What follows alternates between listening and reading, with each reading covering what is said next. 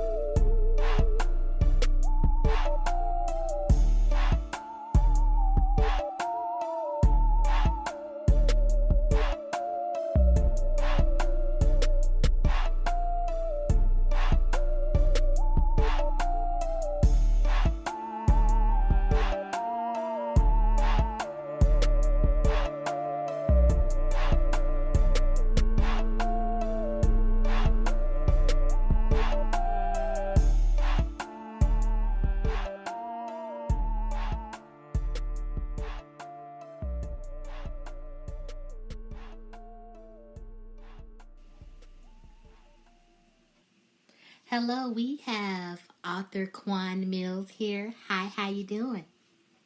Doing fine, and you? Doing fine, and you? I'm doing great. Okay, so we are going to get into this pop-in interview / book discussion. I know a lot of readers and authors have been waiting on this. You know, we had a lot of people. Yeah, we had a lot of people on both pages saying, tag me, I want in, I want to listen. So here it is, what you guys been waiting for. So, would you like to get into questions first, or just get straight into the book? It's your interview, so you lead the ship. I'm just here to, answer any questions you got, just for the record, as you can tell by the tone of my voice, I am a man, not a white woman in the middle of Iowa. Thank or you. Arkansas or Michigan, any predominantly white state. I live in Chicago. Mm-hmm. Well, I'm back and forth between different cities, but and I am black, so thank you. That's been like a really big contentious issue over the last couple of weeks or so. Yes, it has. And right now we all, for all the ones who are saying that, y'all deserve a round of applause, because to be honest, you sound kind of, I'll go ahead and say it, sound kind of ignorant for saying that. For accusing an urban writer who can write whatever they feel and want to write, to say that, oh, he's not African American because he's writing about black women and how it's wrong that they're doing this and bashing black women. First of all, it's a lot of other authors that writes just the same thing as him. It's called dark humor. Okay? His books has a sense of humor in them, and the realism too. Okay, for the ones who has the slightly churned stomach that can't handle it, just ignore it. Just skip the post. There's no reason to bash any author, and I say this all the time. So we're gonna get into some questions, okay? Because I've been interested in Quan Millz for a long time. Because one, your titles and your book covers really stand out. So that's what I want to ask about first. What made you want to do your covers and titles in that way? Well, it's pretty interesting you asked that question because, you know, when I first started writing, this was last year, beginning of March, most of my titles were not controversial at all. In fact, they mimicked what you would normally see in the urban fiction space. So, my very first book was Ran Off on a Plug Twice, which is a song by Plius, and some people know it as Rich Carlton, but the song is Ran Off on a Plug Twice by Plius. And then I also had Secrets of a Side Nigga, which was supposed to be kind of like a mirror to Secrets of a Side Bitch by Jessica Watkins. Then I think things I think around this point, it was like the end of May, early June, that I began to conceptualize this idea of really trying to figure out a way how to stand apart from the competition. And so I said to myself, you know what?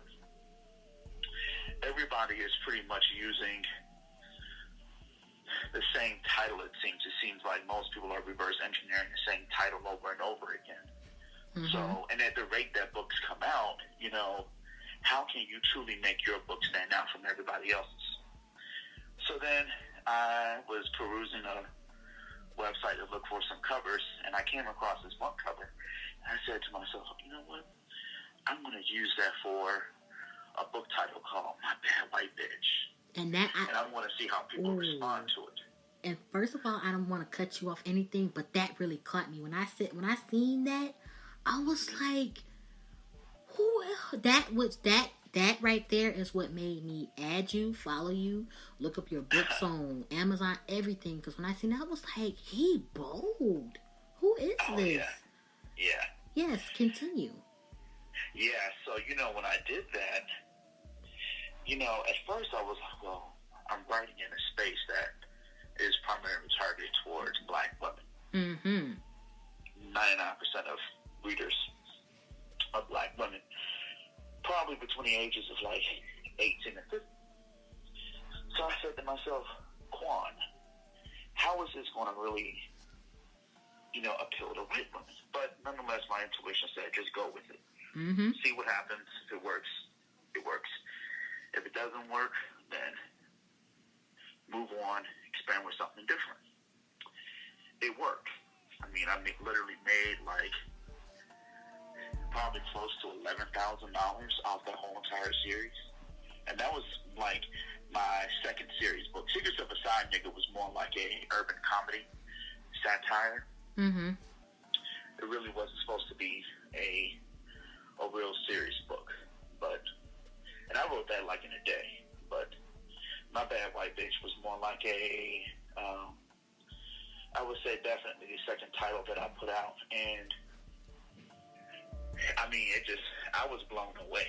I mean, literally, like, the amount of money that I made off that series and the positive reception that I got from it, it just had me blown, you know. So I said to myself, well, there you go. You know, the titles kind of have to be, you know, kind of have to put them out there. But I didn't really start really having crazy titles until this year.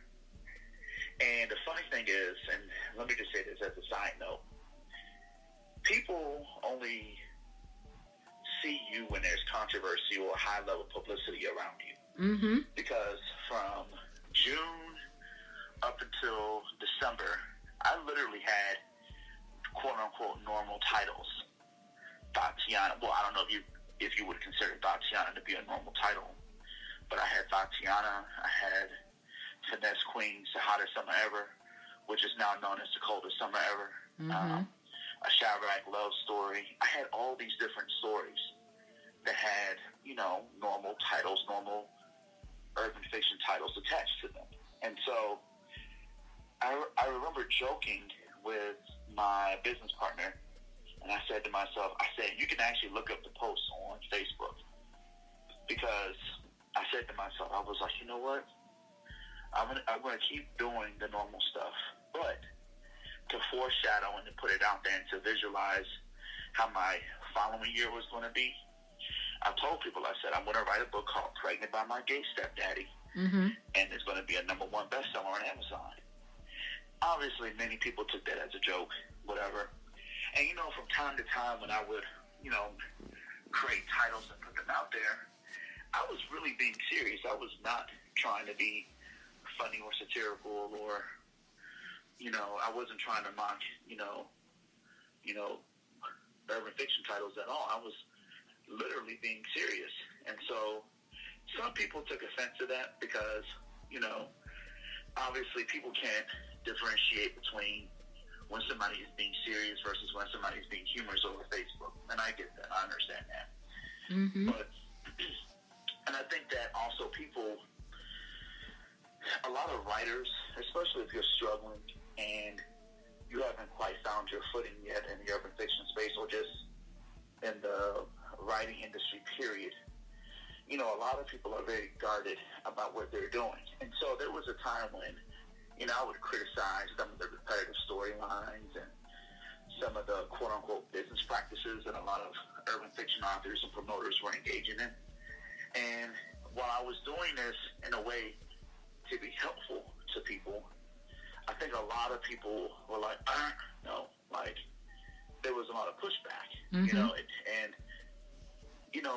It blew my mind because one of the things that people kept saying was, because one of the things that I put out there was, can you truly write an urban fiction story without it, constantly glorifying the big time drug kingpin who falls in love with a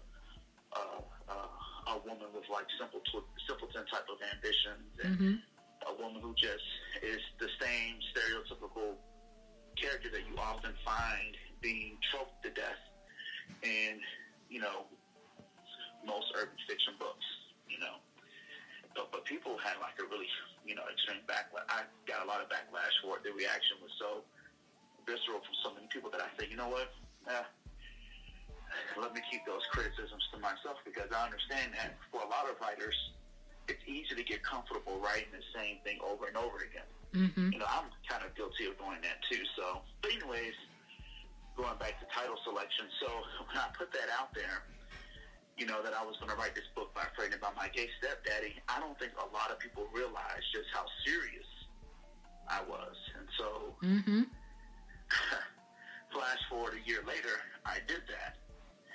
And while it didn't quite hit #1, it got pretty high up in the charts. So yeah, it caused a stir, and it got you noticed, and like he was really serious. So we should take this author serious in what he says, and right.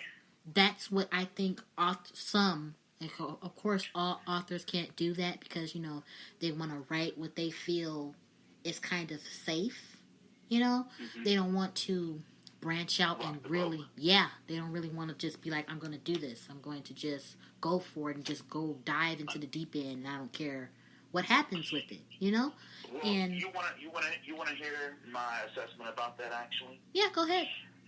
I actually think it's a combination of different factors. I think that for some authors, you're most certainly right. A lot of people, and this is most people get into a habit of doing what they feel as though works the best for them. And that's completely understandable. Mm-hmm. I think a large part of the reason why a lot of authors are turned off by the usage of those type of titles is because many of them, and I'm not trying to be funny saying this, but many authors are assigned to publishers in which they have virtually no control over their titles. And when they do offer suggestions, oftentimes the publisher pushes back and says, no, we can't do that. And they have their reasons for doing that, obviously, because they're trying to build a brand around a particular niche or subgenre within urban fiction. So some publishers, they only want to put out books that essentially revolve around urban romance because that is what works for them. That is what works for their particular niche or brand. Yep, some urban fiction authors and some publishers only want to put out book titles that really promote more so like a contemporary type of romance. So I've noticed that like with Portia Sterling and Royalty Publishing House, you know, a lot of those authors, they pump out a lot of books that are more like, you know, urban romance and contemporary romance, and they do incredibly well. But the flip side to that is that when an author, especially an author who is, you know, relatively new to the game, and they're getting coaching or they're getting mentoring from their publisher, etc. And I'm not speaking to one particular publisher in general, but I do know personally that like authors have personally inboxed me, and they've been like, you know, I really want to write a title similar to yours, but my publisher won't let me do it.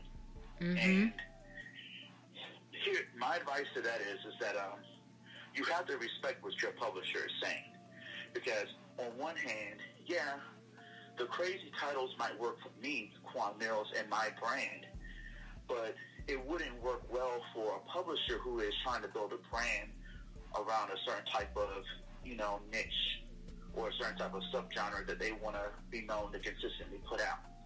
So there's some writers who are just, you know, so good at putting out urban romance and contemporary romance. What would it look like if they suddenly went out of their way and put out a title that was the complete antithesis to that, you know? So exactly. If that's the direction that you want to take, see, one of the things that writers need to realize is that when you sign with a publisher, you are essentially signing off to an extent like the majority of the creative direction of your project, of your writing project, because the assumption is the publisher has a lot more experience, expertise, and guidance when it comes to what works for their brand. And when they signed you, they're signing you with the understanding and the assumption that you're going to respect their brand and their creative directions. It's like you can't go work for, you know, Abercrombie and Fitch, right? And think that you're going to come in and try to, you know, create more, you know, FUBU type of clothes, or, you know, or try to introduce more, you know, quote-unquote urban elements to their fashion design, knowing that Abercrombie and Fitch primarily targets, you know, white yuppies, you know? So it's the same thing with books. Like, no publisher in their right mind is going to want to put out books like that if that's not what they're known to do. Because then it's going to seem like you're just grasping for straws just to pull people in. And then you don't want to, you know, and I've noticed that some authors are now starting to do this, where their marketing, I think the assumption is, and I've seen people make posts about this, that a lot of people make the assumption that, like, when I write my books, or when I come up with book covers and titles, that it's more so clickbait. The real true definition of clickbait is that you're putting out potentially misleading information in order to draw people in, and that the reality is that what they're going to open is not what initially pulled them in. You know what I'm saying? So, like, you see an ad where somebody's advertising, oh, you can make $1 million in a year. Find out now by learning the secret. So, like, you know, you come to find out it's like some invitation to some like pyramid scheme to sell like belly wraps or something. You know, something that's just totally off the mark. Something that you just totally didn't expect. So, like, my titles, like Crackle Dreams, for instance, you know, and I've seen a lot of people make these, you know, these crazy accusations or assumptions, saying, oh, well, you know, he's just doing this just to draw people in and to get people's attention. No. The books are probably garbage. Well, that can't be the case, because they wouldn't be selling well on Amazon if that was the case, because real readers will recognize garbage from, you know, treasure.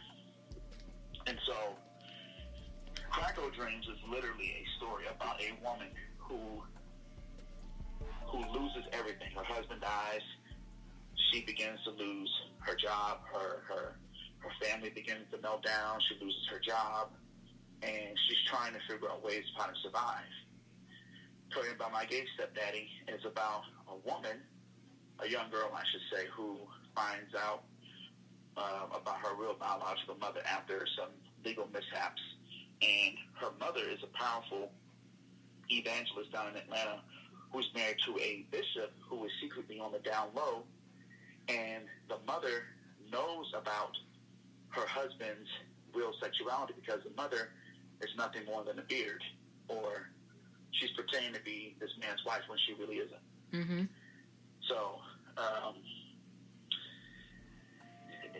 the point is that, like, when I come up with covers and titles, I don't want to give people the illusion that I'm just creating, stuff to put it out there just to get attention. Well, I am doing it deliberately to get attention, but I'm not doing it to then deliver you horrible content. The craziness of the cover and the title is going to match the content that you read.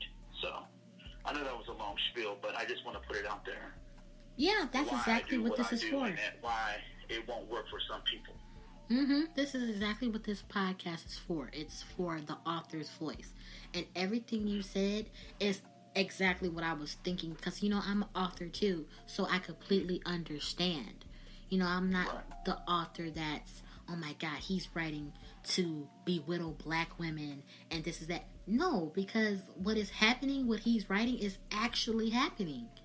Okay? Right. In low poverty and all this, it's so much that young girls and women, men, young boys are going through this, and it's true. And right. And let me just say this though. I'm sorry to cut you off. No, you're fine. Many people who make those type of assumptions and statements probably are not urban fiction readers, because there are plenty of books in the urban fiction space or in the hood fiction space that talk about black women in a way or in a manner that from the offset, if you're not familiar with the space, it's easy to, kind of be disturbed in, the promotion of what many may deem as misogyny or misogynoir, which is like black misogyny. And I get it, because it's not a true, accurate representation of all black women. But that's not the purpose of urban fiction. The purpose of urban fiction is to talk about the people who live on the fringes of society, to give them a voice, give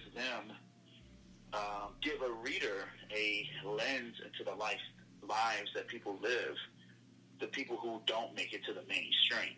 And so I think also, too, urban fiction is like literature for the masses, because at the same time, every black person isn't living the Huxtable lifestyle. Living somewhere in Bowie, Maryland, in a 5-6 bedroom house. Mom is a doctor, dad is a lawyer. They have a stable nuclear family, a dog, and they go to church every Sunday. Most black folks don't live that way. I mean, some of us have the privilege of growing up that way. I did, but I know that that's not true. And I know it's not true because when I moved to Chicago and I started working in social services and for different nonprofits, I quickly realized, it's real.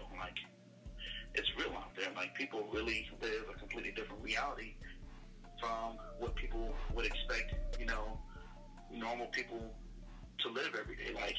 I work in Oakville. You're from Chicago, right? I live an hour and away from Chicago. I live in the burbs. I'm in Waukegan, so yeah. Oh, okay. See, I used to live in the city, but when I did live in the city, I lived on the south side for 10 years. And I worked in the housing projects in Oakville Gardens on the far south side. Anybody listening, and here's the thing. If you read my books, I rarely write books that take place outside of Chicago. All of my books, for the most part, take place in Chicago on the south side. And I'm writing stories that, truth be told, happen in everyday life. Exactly. Stories that I've experienced working in Oakville Gardens on the far south side, my book Gutter Hole Dreams takes place in Altgeld. It starts off in Altgeld Gardens. And I don't know if anybody's familiar with Altgeld. Well, Altgeld is one of the last remaining vast housing projects on the far south side off of 130th on the expressway. And it is like just, you don't even think you're even in Chicago. It's situated right next to Riverdale on the border of Indiana.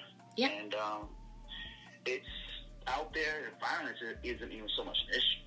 It's like environmental pollution, like the whole entire nexus of like Riverdale and parts of Calumet City and Altgeld Gardens, and there's a little small neighborhood over there called Golden Gate and a few apartment complexes. I worked out there for a number of years as a program coordinator working with kids, and I mean, you have all types of issues like incest, prostitution, drug peddling, environmental pollution, kids. Everybody has asthma because it's like all these massive factories around the whole entire area. And then Chicago Waste Management runs all of their collection efforts down south. And they burn all the trash out there. And it creates like this very weird, distinct smell that goes up in the air and creates this soot. Like, pretty much has been giving people like all types of respiratory illnesses for like years. In fact, at one time, pollution was so bad out there that when President Obama first moved to Chicago and he became an organizer, he actually worked inside of Altgeld Gardens. People don't know that. A lot of people don't know that. Well, people who are from Chicago know that. Yeah, I knew that. But, and I was young, I was the type that was always looking at the news and asking questions, I was that type. So, yeah. So, most of my stories are real, like they're cautionary tales. Like, Gutter Hole Dreams talks about like, child abuse and colorism and people just looking for a quick come up. Crack Hole Dreams is about going from the middle class to the lower class. This Hope Got Roaches in Her Crib is about, a father struggling to like save his daughter from a mother who's clearly abusive. So, all of my stories, I don't like really writing romance. So that was another thing too, why I had to come up with like crazy covers and titles, because every 5 minutes or so there's like a new urban fiction book coming out on Amazon. So it was like, okay, I need to figure out a way of how to compete and how to keep my name relevant, because just simply writing the same, rehashed love story about a woman falling in love with a kingpin or a drug dealer, I mean, that gets old after a while. I mean, if that's what you want to write and it works for you and it's making you money, fine, but that doesn't work for me. So I totally understand that, yeah, because of course, me and you are totally different opposites, okay? You write that. I write contemporary because a lot of people, when I first started writing, a lot of people know I started writing on Wattpad. That's a fact. And when I was writing on that app, I was writing real stories. That's what I started off writing. And, my first book that I published on there, it was a book about a girl who lives in Chicago. That was the first time I ever wrote my story in my state, and I was like, I'm gonna write about something real and what really happens. Her mom got killed by a whole gun and drug raid. Her dad was actually a veteran. He ends up killing himself. It was all real stuff that I was writing. And the crazy part is, when I was writing those stories, I was trying to find myself as well, so that's when I changed my writing style. I could always go back to writing that, but if you read any of my old books, you're like, okay, I see her pattern. She has this style of poetry when she writes. It flows so differently, and when she writes, it's something not made up. Of course, it's made up, but it's real also. So that's what drew a lot of my young readers in, because on that app, it's a lot of young people, few older people, but it's in that little middle range. So that's the target I was hitting for, and I was getting it. You know, I wrote about the young girls who got abused, raped, all of that, because that's what happened. And I got praise, and I got the people who didn't like that, because maybe it happened to them, maybe not, and they just don't like it, and they just don't approve of it. You know, I'm like, I'm not going to change for anybody. I changed for myself. I didn't change for those readers who wanted that. When I changed, those readers left. Those weren't loyal readers. So I was always writing the contemporary love stories, but my stories were always like with a twist and drama filled and dark a little bit almost, because I always added in a real factor to my main characters. So I totally understand what you're coming from. Right. And, you know, it's a fine balance, though, because on one hand, you have to write what you want to write. Mm-hmm. And you have to write what you really want to write, and you have to be extremely passionate about it, right? Mm-hmm. But at the same time, you know, if you want to do this full time, because I do this full time, I don't have another job. But doing this full time, you know, and if you really want to, you know, make a considerable amount of money doing this, you have to find your niche. You have to not only find your niche, but you have to do what's called writing to the market. Mm-hmm. You have to figure out what's selling, and then from there you have to aggressively go at it and really figure out, you know, what works and what doesn't work. And that's exactly what I did too. Mm-hmm. Mm-hmm. So if it's working for you, if you have a growing fan base, if you have a growing audience, if you really enjoy the books that you're writing too, then you got to keep doing that. That's what your audience wants. That's what's in demand. You know, a lot of people, they're like, well, Quan, Millz, you know, this whole ratchet thing, it's only a trend. It's only going to, you know, last for so long before the readers are going to want something else. That might be true to an extent, but that if you're approaching this, see, I approach this as a business. Mm-hmm. Because at the end of the day, I'm an entrepreneur first and then a writer second. And I think that's the problem with a lot of, well, let me rephrase that, because I don't want to come off as if I'm just so totally in it for the money. But at the same time, I am, because, again, it's a full-time job, and I'm trying to grow into, like, a multi-million-dollar business. And so with that being said, I cannot focus on just writing the things that makes one or two people happy. You know, anybody could write a book, you know, and it speaks well to, like, a small audience of people. But if a large chunk of people aren't buying it, then you have to move on.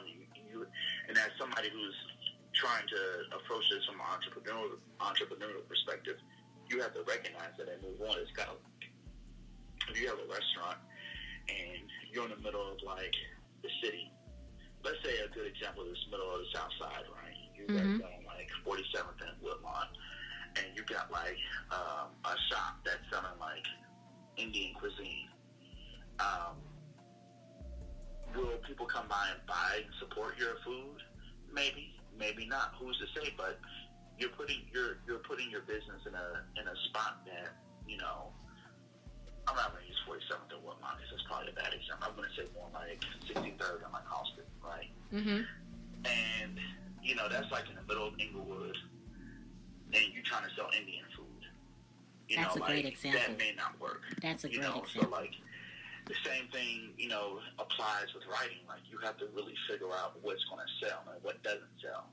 You know, right now, like if I truly want to make money, I wouldn't even be trying to like write an urban fiction. I would be trying to focus more on like psychological thrillers and contemporary romance and like, you know, and more so geared towards white women. But you know, I truly enjoy writing urban fiction because it, for me being a black male, it gives me the opportunity to write, you know, material that speaks directly to my people. Now, you know, as far as the controversy with titles, you know, the funny thing is that like I think people need to also kind of like do their research and do their homework first before they form opinions. Because the reality is that urban fiction has always had, you know, some controversial titles. I could give you a list of titles in the urban fiction space that would have many people, kind of like raising their eyebrows. I know there's this one author, Tanika Lynch. She wrote well, let's start first of all with Secrets of a Side Bitch. I mean, that title in itself is what drew me in. And I don't think anybody had any issues with, Jessica Watkins writing that book. I think Leo Sullivan wrote a book called A Gangsta's Bitch. I read that book some years ago. There's always been, I saw a title the other day, 12 years, I think it was 12 Years of Thought. Yeah, 12 Years of Thought. I mean, there's always been, like, very controversial, quote-unquote, ratchet titles in the urban fiction space, but I don't even know if there's so much ratchet. I just think that the titles are the writers who come up with those titles are doing that deliberately to, that's just a part of the flair of urban fiction, kind of like hip-hop. Like hip-hop, a lot of artists have, like, song titles that are very funny, or not funny per se, but they're just kind of out there, like there's no subliminality, there's no subtlety, it's boom, it's out there, like. Exactly. Like you think about, like, Uncle Luke, and Luke, and I forget the name of the group down in Miami back in the 90s. All the song titles they had, and everybody was just like, oh my God, this is crazy. Or think about gangster rap, everybody was just like, this is insane. But now we look back at it 20 years later, and we're like, oh, we praise a lot of these people as being, like, creative geniuses, that helped pioneer, the early stages of hip-hop in America. Exactly, yeah. But I think the other thing, too, is that writers who often raise an eyebrow, and even some readers who raise an eyebrow in regards to my titles, they make these assumptions, or they make these statements like, oh, other genres, other ethnicities don't do this, and that's not true, because, I don't know how familiar you are with white romance, but there are a lot of crazy titles in the white romance space that will have you like, whoa, what's going on here? Like, they have, like, a whole bunch of books that are written in the white space about, like, white women getting pregnant by billionaires and bad boys and mafia men and kingpins, and you don't see the same type of debate going on with, those writers or within that writers community, because it's commonly understood that there's a market for that type of literature. Same thing with even, I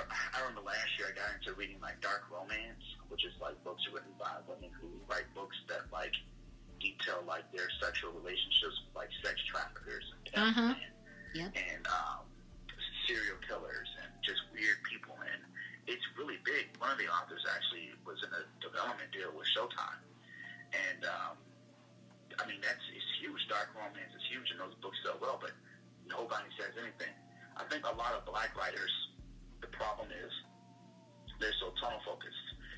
They only look at urban fiction and urban fiction alone, and they have this obsession with trying to get mass appeal, mass market appeal, trying to get everybody to read your books. And you have to realize the perfect success, the perfect ingredient to, like, success in writing is to not focus on trying to make a book that appeals to everybody, but to write a book that falls within a niche that is very profitable, that has a very predefined audience of people who will continuously support you over and over and over again. For me, turns out that, like, the cautionary tales, the dark, gritty social dramas mixed in with some dark humor, that works for me. That's my brand, and I have a growing audience that loves that stuff. I remember I put out a book, In Love with Miami Savage. I mean, that book barely, it didn't even do numbers. So it's like, what I've learned from that is I have to put out what I know what works. And for me, what works is the type of books that I have with, these very strong social themes, and, there's a level of, like, humor to them, some satire mixed in with, like, you know, the dark and the grittiness of the streets.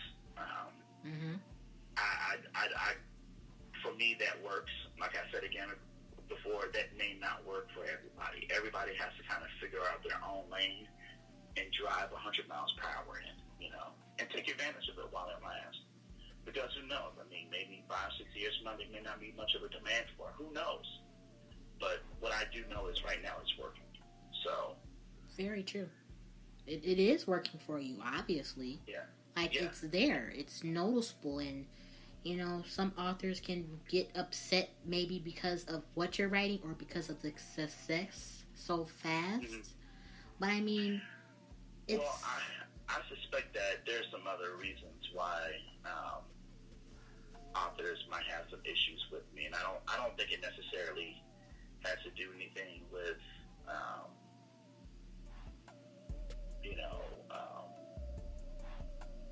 well, I think some of it is because of the titles, the book covers, whatever. But I think some of it too is just I don't hold back. I have very strong opinions. Sometimes maybe I go a little bit overboard. That just rubs people the wrong way. And you know what? I don't like. People have been messaging me left and right. You know, a lot of my fans and readers and people just every day I get screenshots of like all these posts, you know, that people have been making about me, and I just have to realize that for some people, you know, no matter how much you try to just be you and just do you, you're always going to rub people the wrong way, because at the end of the day, people secretly have a desire to trade in to have the perceived success that they think that you have. And, you know, I was just having this conversation the other day with my girlfriend, and I was saying how, like, you know, it was just all these authors saying all this crazy stuff about me on social media. And I was telling her, you know, somebody made even this comment that, you know, I'm just, you know, I had my little 5 minutes of fame because of all the posts that went viral on Media Takeout and the Shade Room and, you know, all these different websites and stuff. And what I have to remind people is that, first of all, regardless if I go viral or not, I'm still going to do me. I don't bank on that. I don't bank on going viral to get book sales. I was already getting a crap load of page reads and book sales even before those posts went viral. So that's number one. And the reason why is because I have 100% control over all my marketing channels. You know, I aggressively run ads. I have a massive mailing list. I have fan pages all over. You know, like, before I got into writing, I actually have a background in digital marketing. So I've just taken what I've done professionally for years and translated that over into the book world. And then second of all, people also have to realize that, like, when all those posts were going viral, when I was, you know, when this one individual who I actually talked to her, believe it or not, but she made this post saying, you know, I need to put the pen down. She was actually being funny. She was actually a reader of mine. She was just being funny. Yeah, I seen that post. But that post it got viral and it got like 25,000 shares. Well, if you do the math, right, you do just a quick calculation, right? 25,000 shares, you multiply that, you know, times 500. Like, if each person who shared that post has like 500 friends on their friends list, and they shared that, that means that my books got exposed to like probably anywhere between 10 to 12 million people. So you would think, well, damn, like at least 30 to 50% of those individuals should be going to Amazon to download my books. No. In fact, I mean, yeah, my sales, I had a spike, but it wasn't anything that had me like, you know, jumping for joy with the Holy Ghost, speaking in tongues and whatnot. Because even if I got just a tenth of those individuals to download my books, I would be a millionaire right now. But that's not the case. So the point is that I think people have a tendency to like look at somebody's success and crave for it, to live through that person vicariously, not even having a full understanding if whether or not that success is even sure, yeah, I love the idea that I made it to the Shade Room, Media Takeout, and, you know, all these different media outlets. But you cannot let that type of, you know, viral success get muddled with the reality of business. And for me, it's a numbers game. If it doesn't make money, it doesn't make sense. So I'm not going to sit there and, like, you know, go crazy and, you know, think that I made it just because I had a few posts that, you know, went viral overnight, because that happened last week. This week is a new week, so I have to keep pushing, I have to keep moving forward, and I have to figure out new ways how to market myself, get my name out there, and take things to the next level. So, you know, I think that a lot of authors have issues that it's because of the book titles, it's because of the covers. Some is because they don't like the fact that I write in urban fiction despite having strong criticisms about the space, which to me is crazy, because anybody should be allowed to offer some sort of, like, serious criticism to, you know, the very thing that they do. You know, that's how you make something better. But then some authors, they just have their own personal issues, reasons, whatever. Some people really, at the end of the day, for some, it just boils down to pure jealousy and envy. You know, they see me coming out of nowhere from last year up until now, and they think that, like, you know, what did I have to do in order to reach this pinnacle of success? And you know, they start, you know, wondering, like, well, you know, how this is not fair. I've been writing for 3-4 years, and, you know, I'm not even as nearly successful as this person, and blah, blah, blah, blah, blah, blah, blah. But you can't get mad at me for doing what I'm doing. Right. What you should do is you have to, you know, take a self-assessment, look at what you're doing, talk to your publisher, figure out what they're not doing, and then from there, step your game up.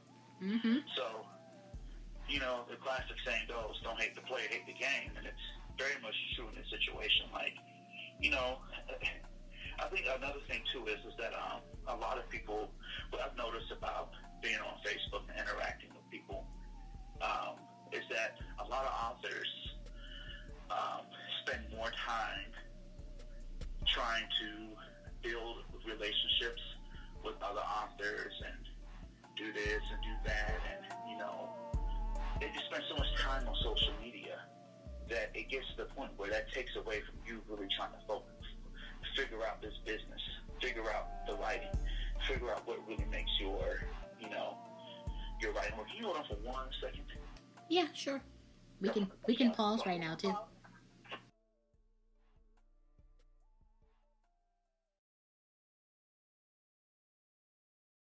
Mama, K-Sun at it again.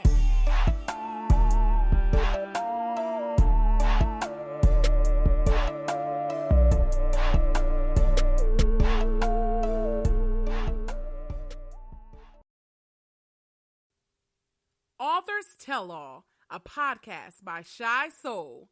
She's bringing you author interviews, book discussions, and more. Stay tuned. Things, you know, so glued to social media. You know, you have to be very organized and very disciplined to be very successful in this business. And I know I'm going to piss a lot of people off by saying this, but while I would like to believe that there is enough on the plate for everybody to eat, you kind of hear this saying being repeated over and over again. That's not true. I mean, this is a business. It's supposed to be competitive. Not everybody can quote unquote win. You know, some people are just going to have a better way of marketing themselves, of getting their name out there, of really showcasing their talent, their work, their books, etc., than other people, because they make this have more money. You know. Yeah, and you see me personally, when I get royalties, I just don't hoard them. You know, I reinvest them back in my business. I spend a lot of money on advertising. You know, my dad always used to tell me growing up, it takes money to make money. Yep, and very it really true. wasn't until a couple of years ago that I truly realized what that meant. You know, I think a lot of authors, And here's the thing, too, and I know I'm kind of going off the rails here a bit, but I've always been the type of person that has been very transparent with what I'm doing. And, you know, last year I had an open doors policy. If you asked me any questions about marketing or this and that and the other, you could have slid right into my inbox and asked a million questions, and I would have given you very good advice. And the people who know me, authors who really know me, they know this for a fact because I talk to them all the time. And so my message to people out there who have an issue with me is, instead of having this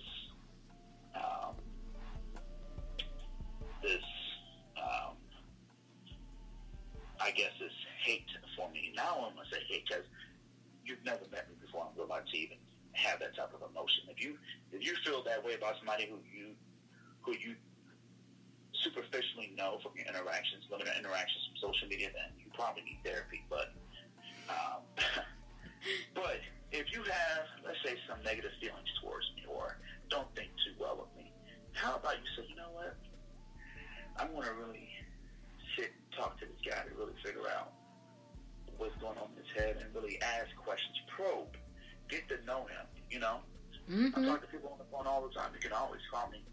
But people don't want to do that because people, at the end of the day, have this really deep sense of pride and lack of humility that they don't want to feel like they have to then cower to me to then go and ask questions that they feel like, you know, they don't want to feel like they had to go to me for help or they had to go to anybody for help. You know, they just have too much pride. It's not a pride thing. It's just, hey, you know, if you recognize that you really want to truly make it in this business and you recognize that it's serious, it's competitive, then, you know, at least go to the people who are willing to offer you help and give you support, you know, and learn how to distance yourself from the people who obviously can't help you get your brand to the point, to the place where it needs to be.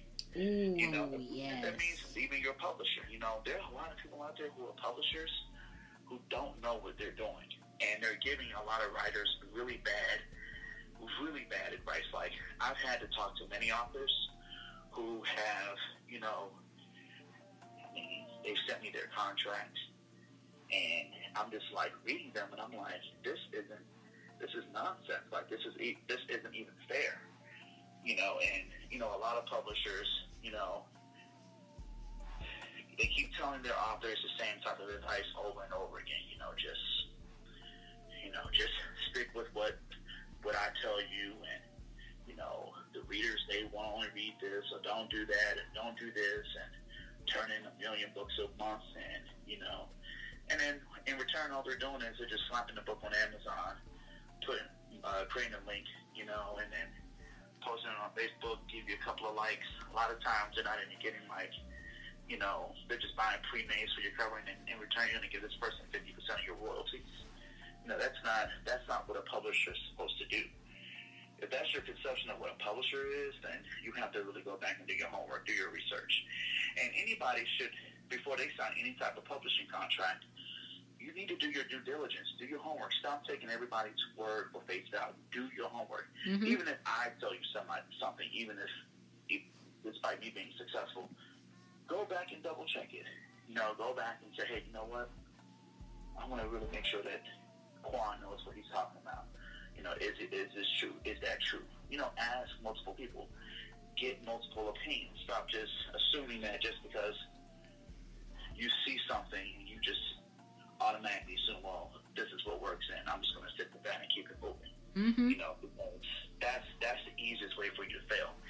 And I think that there are a lot of authors out there who that's been their struggle for like the last 2, 3, 4 years. You know, they've been trying to figure out their writing career. They've been trying to navigate, you know, just how to really make it and do this full time, because everybody wants to do this full time. I mean, I get it, but what they do is that they turn their frustrations out on other people versus taking those frustrations and really trying to be proactive about making changes in their career to, like, really get themselves up to that level, so that way they could start making 6 figures a year doing this. Because it's very much possible to make, you know, $200,000 to $300,000, $400,000 a year. Exactly. As a writer,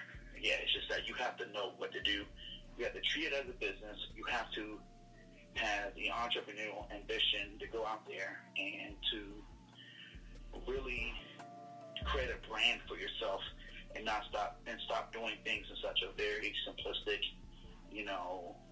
piecemeal fashion.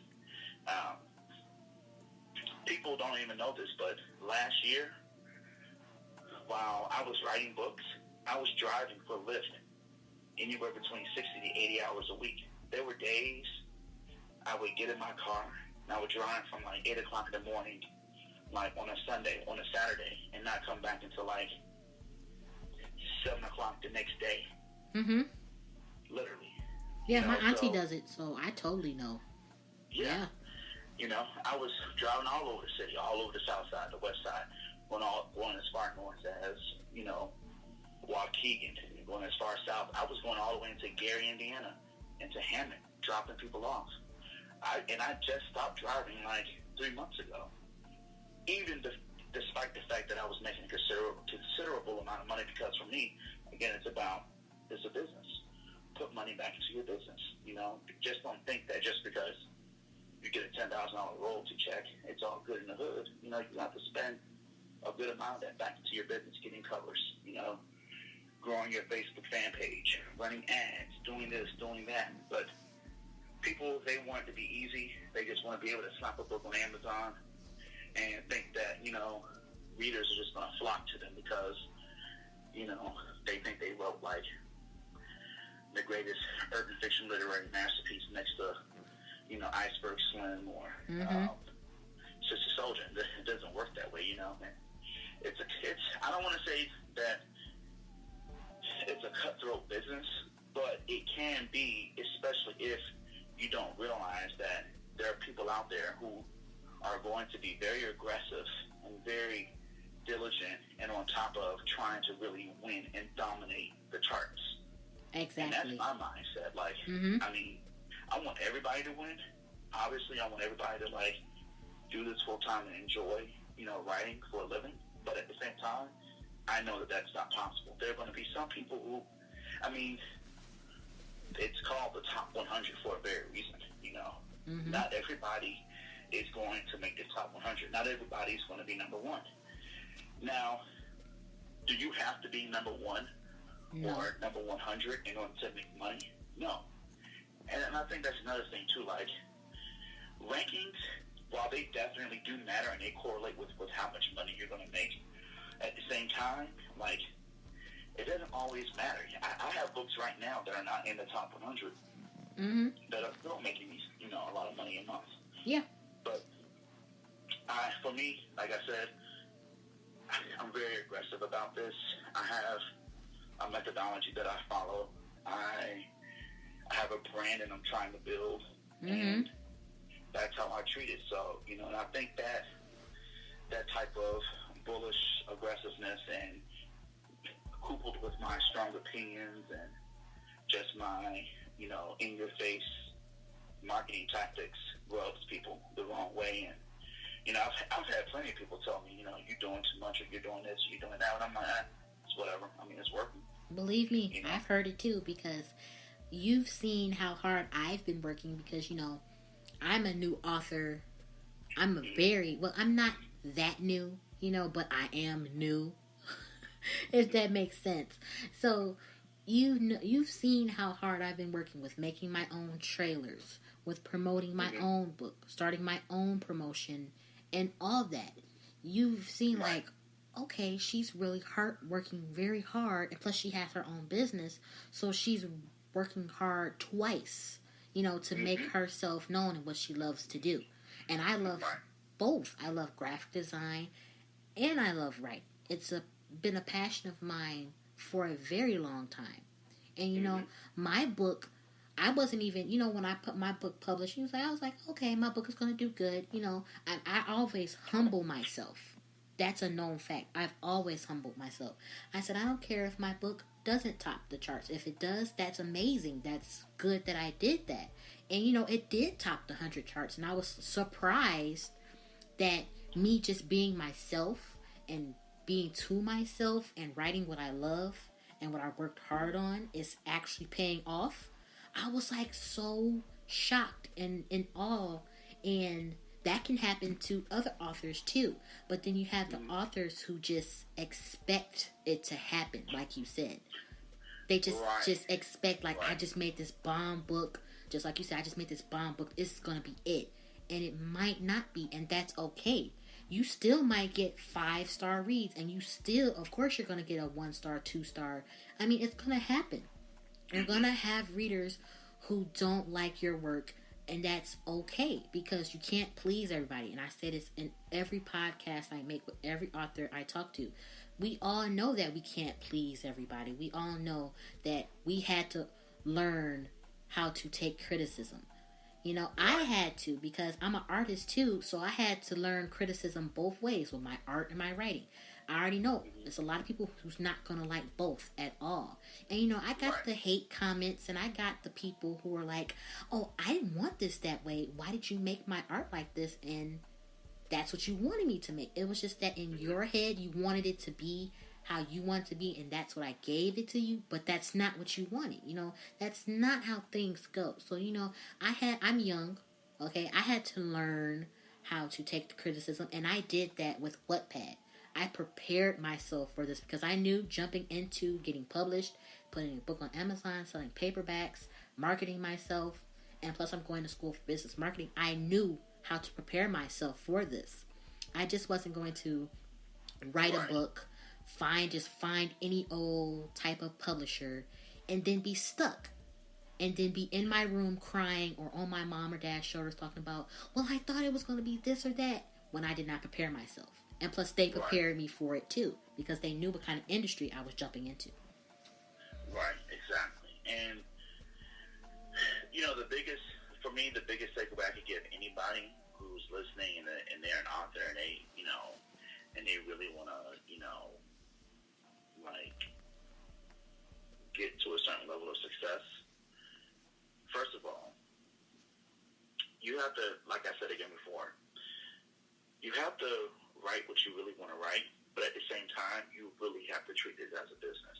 Mm-hmm. And a part of treating it as a business is that, like, you have to learn how to roll with the punches and learn how to take criticism and be willing to go back and take your books. You know how many books I've taken out off of Amazon? And let me just also say this.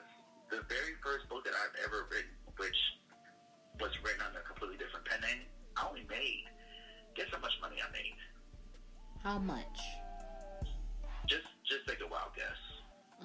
I say around more than 1,000, maybe. How about I made $8 in a whole entire year? Are you serious? Dead serious. Wow. $8. Now, at the time, I was still working a normal corporate job. I used to work for a law firm. But, you know, I only made $8. Like maybe $9. So maybe I'm kind of exaggerating. So it was probably more like $9. But still, I mean, that's, you can't even buy a value meal from McDonald's with $8 or $9. You know, not in Chicago after taxes. You know, taxes here is like 12%. But I say all that to say that, like, you know, and I had, you know, my business partner. She was already writing, had very successful books on the market. You know, her name is India Ray, and she wrote Ashes, Dust, Side Chicks, and Rancher Wives Club. And as an FYI, we're not the same person. A lot of people think we're the same people, and we're not. So,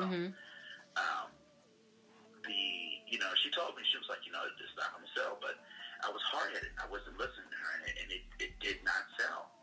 And so, you know, luckily for me, I still had a very good corporate job working in downtown for a law firm. And so, you know, I didn't mind making $9 because at the end of the day, it was like, you know, hey, I still got a nice, you know, paycheck coming in every 2 weeks. So, hey, it is what it is. But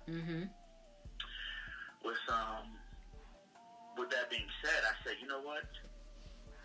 I want to figure out what works then. I'm not going to sit there and just, you know, a lot of writers get emotionally attached to their manuscripts, to their writing. They think that, like, there's something wrong with the reader because they think that they wrote gold. They think that they wrote, like, you know, just this literary masterpiece, and that they're not willing to humble themselves and say, hey, you know what? This book lot of changes. Like, I read the second book I wrote on, which is not even on Amazon. Mm-hmm. It's called Chirac Tribulations, and it was going to be like a very serious political drama. I went back and I read that book the other day. I was like, oh my God, Quan, this is garbage. This is horrible. You cringed at your own book. Yeah. Yeah, I cringe at my own books all the time. I go back and I read, like, a lot of my older works, and I'm just like, oh my God, this is bad. Even books that I wrote last year, I'm just like, oh my God, I can't believe I wrote this. Like, this is so garbage. But that's the thing. The more you read, the more you write, the better you get at it, you know? So, but here's the thing, though. A smart entrepreneur, especially in this space, says, hey, you know what? I'm not going to cry and gloat over this and try to just keep... Because the one thing I don't like it when I see authors trying to hustle the same book that they wrote last year or 2 or 3 years ago. Like, write something new, move on. Like, you can't keep selling the same book. Just because, like, right now, like, My Bad White Bitch, yeah, I make a couple of $100 from that book series. Well, a little bit more than that. But you don't see me actively marketing that book. Me personally, it's not one of my best. I think it's kind of, you know. But I only wrote that book only because it kind of, you know, went along with the same kind of like thug romance trope that I assumed at the time was going to work well for me.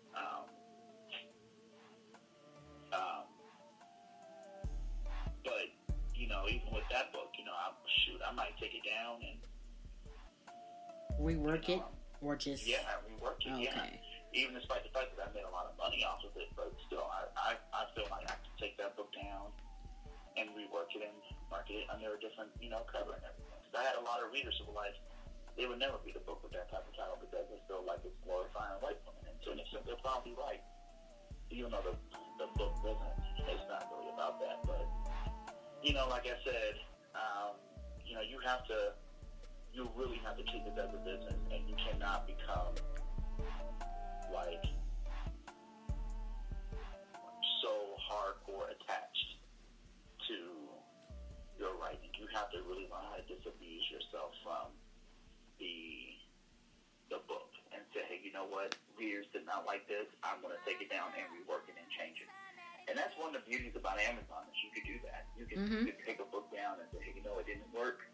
I might lose 20, 30 reviews, but I can always get them back over time, you know, and rework it. Rework your books, rework your old books. I think another big thing that I see with a lot of authors is, are you an author? I know I might sound offensive saying this. Are you an author, or are you a social media hoe masquerading as an author? Because one of the biggest things that I don't like seeing is, if you have criticisms about me or other authors and what they're doing, that's fine. But what are you doing about, what are your books doing? Because, first of all, no author should be in any position to give anybody any type of advice if they don't have any books right now in the top 100, let alone the top, well, if they don't have any books in the top 20 or top 30, let alone the top 100. You know, and it's funny because I've had all these authors, I've seen all these posts on social media, and people always say, oh, well, you shouldn't get so offended by it. Let people have their opinions, let them do them. But I have to say something, because when authors do that, what they're trying to do is they're trying to use their platforms to delegitimize another author's work in front of a wide group of readers, trying to pass off their opinion as fact. And to me, that kind of like tinges almost like libel. It's almost slanderous, because you've never even read that person's book, and yet here you are posting their covers without their permission, which, FYI, is against copyright law. So if the author really wanted to take it there, they can actually petition and have you stop posting their covers. A lot of people don't know that. But I knew that. Yeah, and you know, and you know, people just voice their opinions about the book, never even read it, and then here you are passing out your opinion to readers, and the opinion is not even not even genuine. It's just rooted in your own personal hatred of somebody who you truly don't even know. And then if you're calling yourself an author and you're doing this, my question then becomes, well, where are your books at? Mm-hmm. I've a lot of these authors who keep running their mouths saying this, saying that, da, da, da, da, you never even see their books ranking on Amazon. Like, and when you do, it's like here and there, you know, like, I consistently put out books. I want to make sure I consistently put out books that are going to do well on Amazon. I'm not trying to brag or boast, but I have it down pat. My system is down pat to the point where I know any book I put out right now, I know it's going to do numbers. So, and that's not because I'm just throwing it out there, but there's a whole entire, you know, pre-launch, day of release, and post-launch strategy that I have to ensure that my books are always going to do well. Half these authors aren't even on that level. They're not even thinking about that, you know. And so, like, you know, they run around social media, posting this, posting that. That's look at it. Look at the amount of time you just wasted.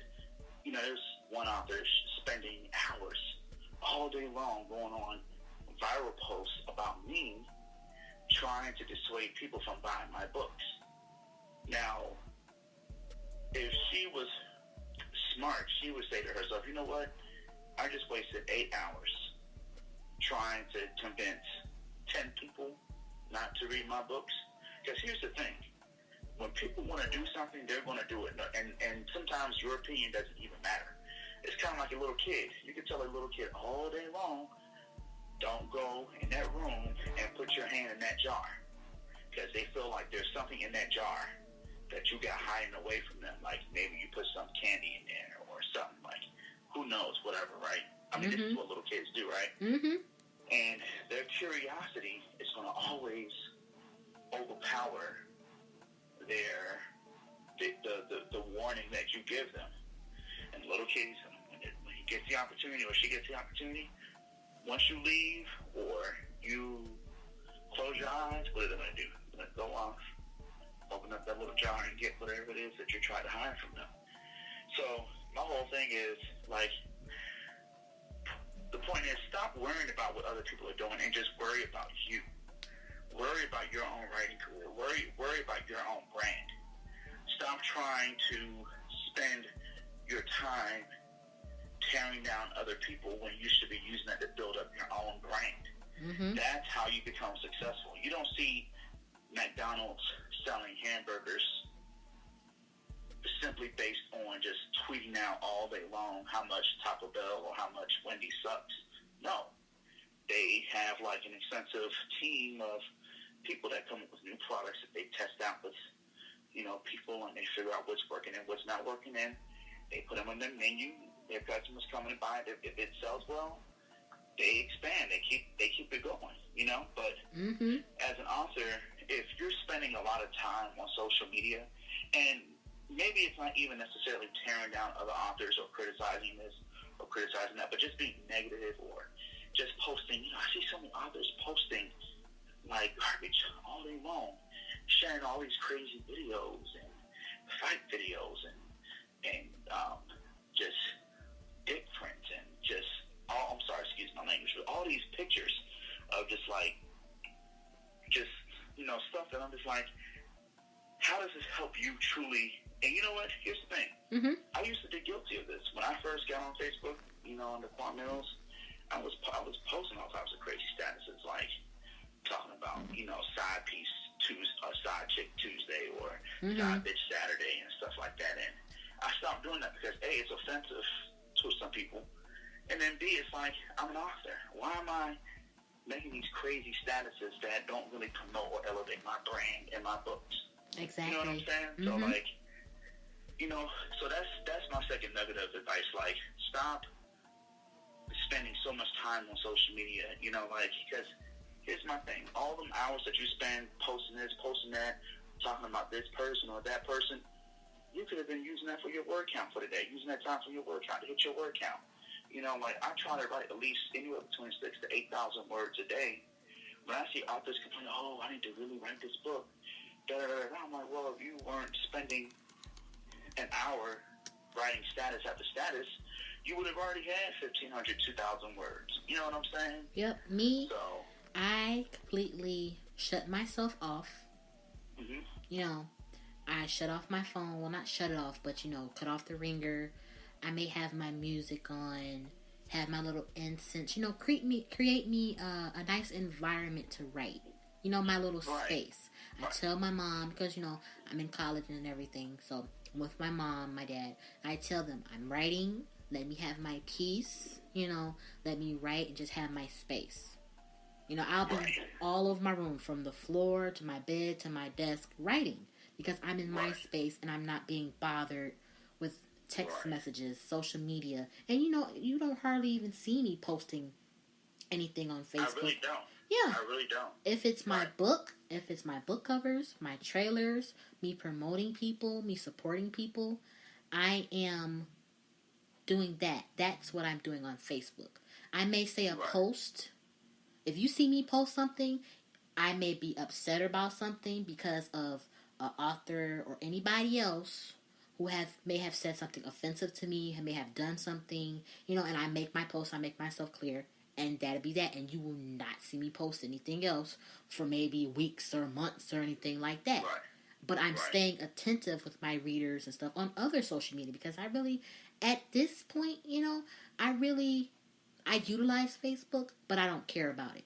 You know, I have Google Plus, I have Instagram. You know, I really don't even care about Instagram, but I use that to promote. I use Google Plus, Tumblr, my Snapchat, email, my website, this, that, and the other, contacting people, connecting. You know, that's what I do, other than just posting on Facebook and posting pictures and videos. If I share a video, it's because maybe I'm on my off day. You know, maybe I'm just relaxed and I seen a funny video. You know, I'm going to share it because I'm a very humorous person. People know this. I'm silly at times, but I am very serious about my business and what I do. Right. So, and that's what you have to do. I mean, sometimes you have to just cut off, like, my business partner, we have, like, she takes it a step further. She has an actual app on her phone that, like, will block out her any type of contact that she has with social media when she has to get work done. Mm-hmm. And, you know, that's the habits of a highly successful author. I should turn it into a book. I'm just playing. But, you know, it's like you have to get extremely disciplined and organized. Mm-hmm. And you have to really treat this as if you're, not treat it, but you have to realize this is a real business. If you're doing this full time, you have to really use, like, I'm 35 years old. I have a wife. I have, not a wife, I'm sorry, we're on the verge of getting engaged, but I have a girlfriend. I have, you know, there are things that I want to do, things that I want to see. I'm about to go to Mexico. I'm about to go to Dubai to go visit my family over there. I'm trying to go to Maldives. I live between Miami and Chicago. You know, I'm going to be starting working on film projects in Los Angeles. So it's like, this is a real business for me. It's not like a hobby. Right. And so, like, while from time to time I make crazy posts and statuses and here and there and whatever, but, you know, like, I spend my day, like, in my office. I have an office. I have, like, all these whiteboards up with, like, you know, like, my monthly revenue goals and, you know, advertising costs and, like, new title ideas and character names and outlines or plots and, you know, like, I'm not just, you know,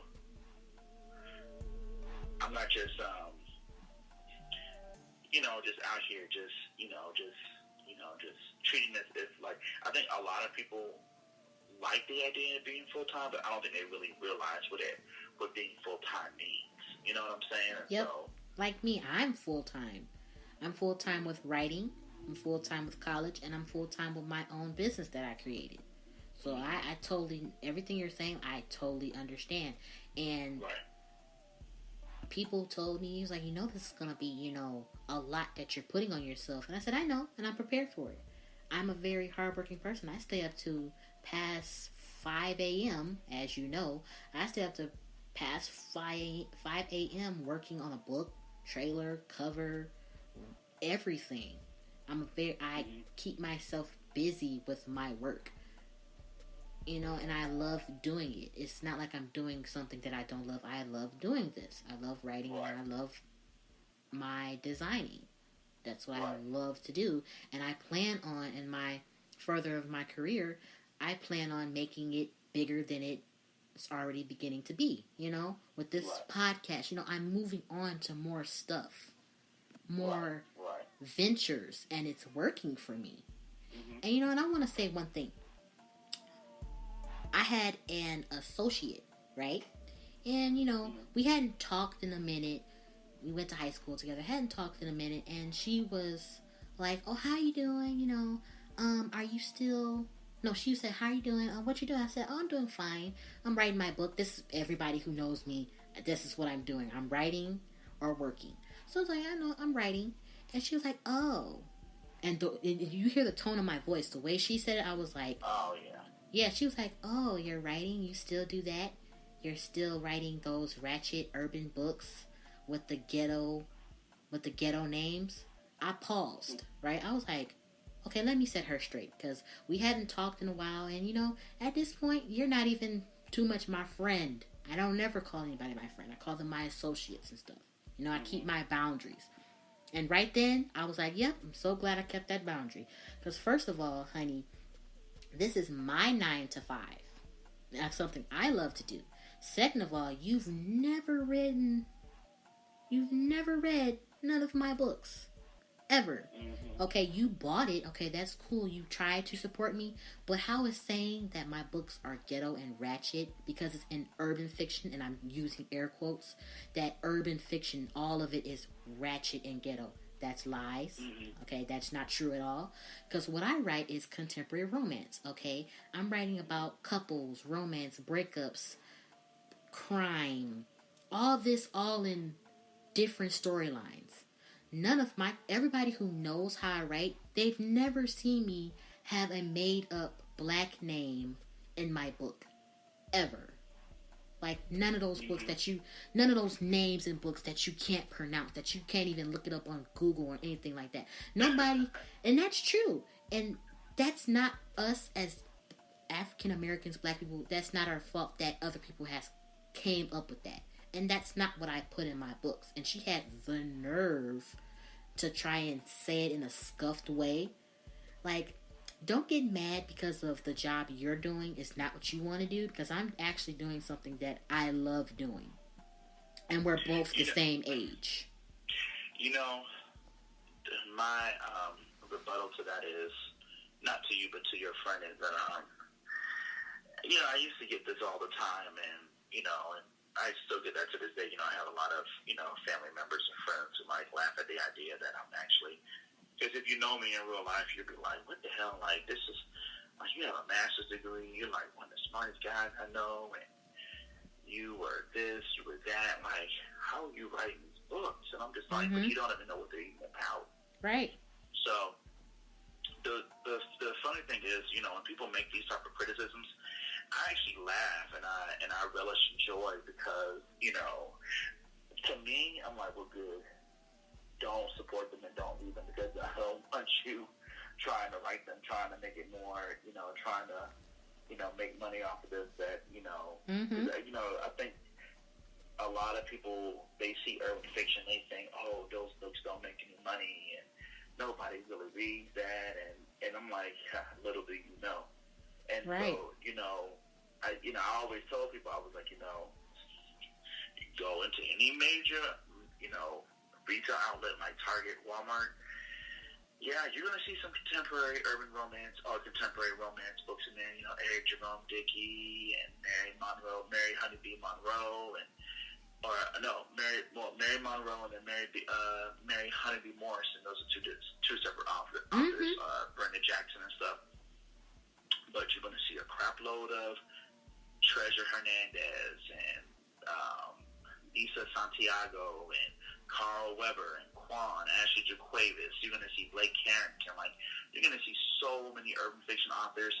And, like, I was just in Walmart last night, and I was just like, I was in awe. I was like, despite all the crap that, people say or all the beefs that go on urban fiction, I'm like, this is what people are reading. Like, this is what African American fiction is now. And so people have to realize that, that urban fiction isn't just on the fringes. Like, this is an everyday reality for a lot of black folks. You know, a lot of, like I said earlier, a lot of black people aren't living, you know, middle-class lifestyles and big houses and, you know, and working in downtown or working for the government or doing this and doing that. Like, there are a lot of black people out there.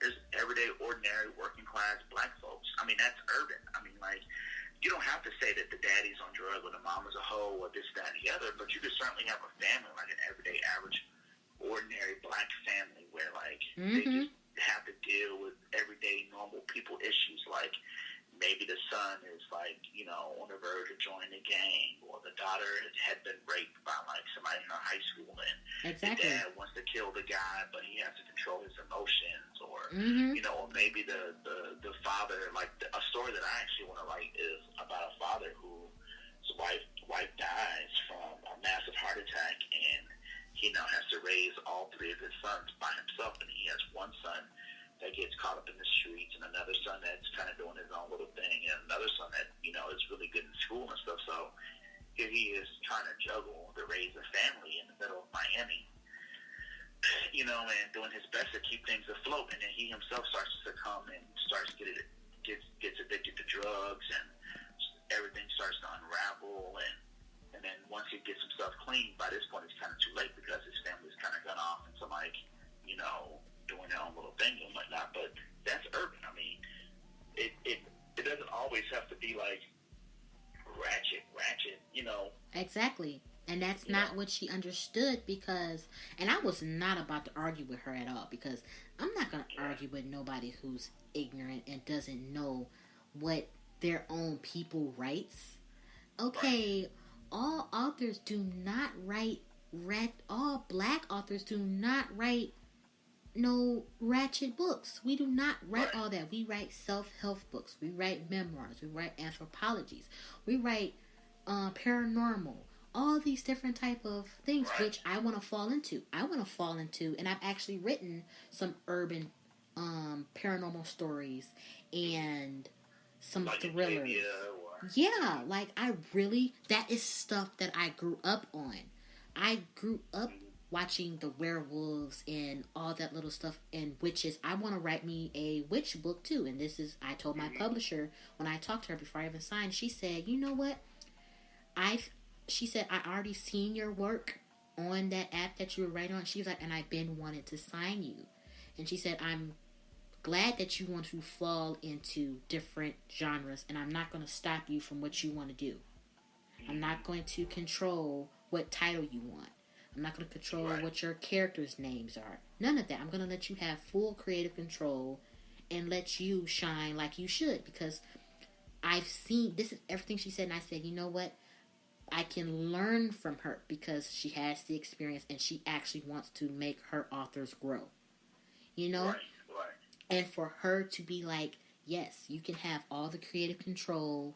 You can fall into a different category, but be careful because you don't want to write a hood book one month and then months later you come up with this urban paranormal story, and then you have your readers confused, like, oh, where did this come from?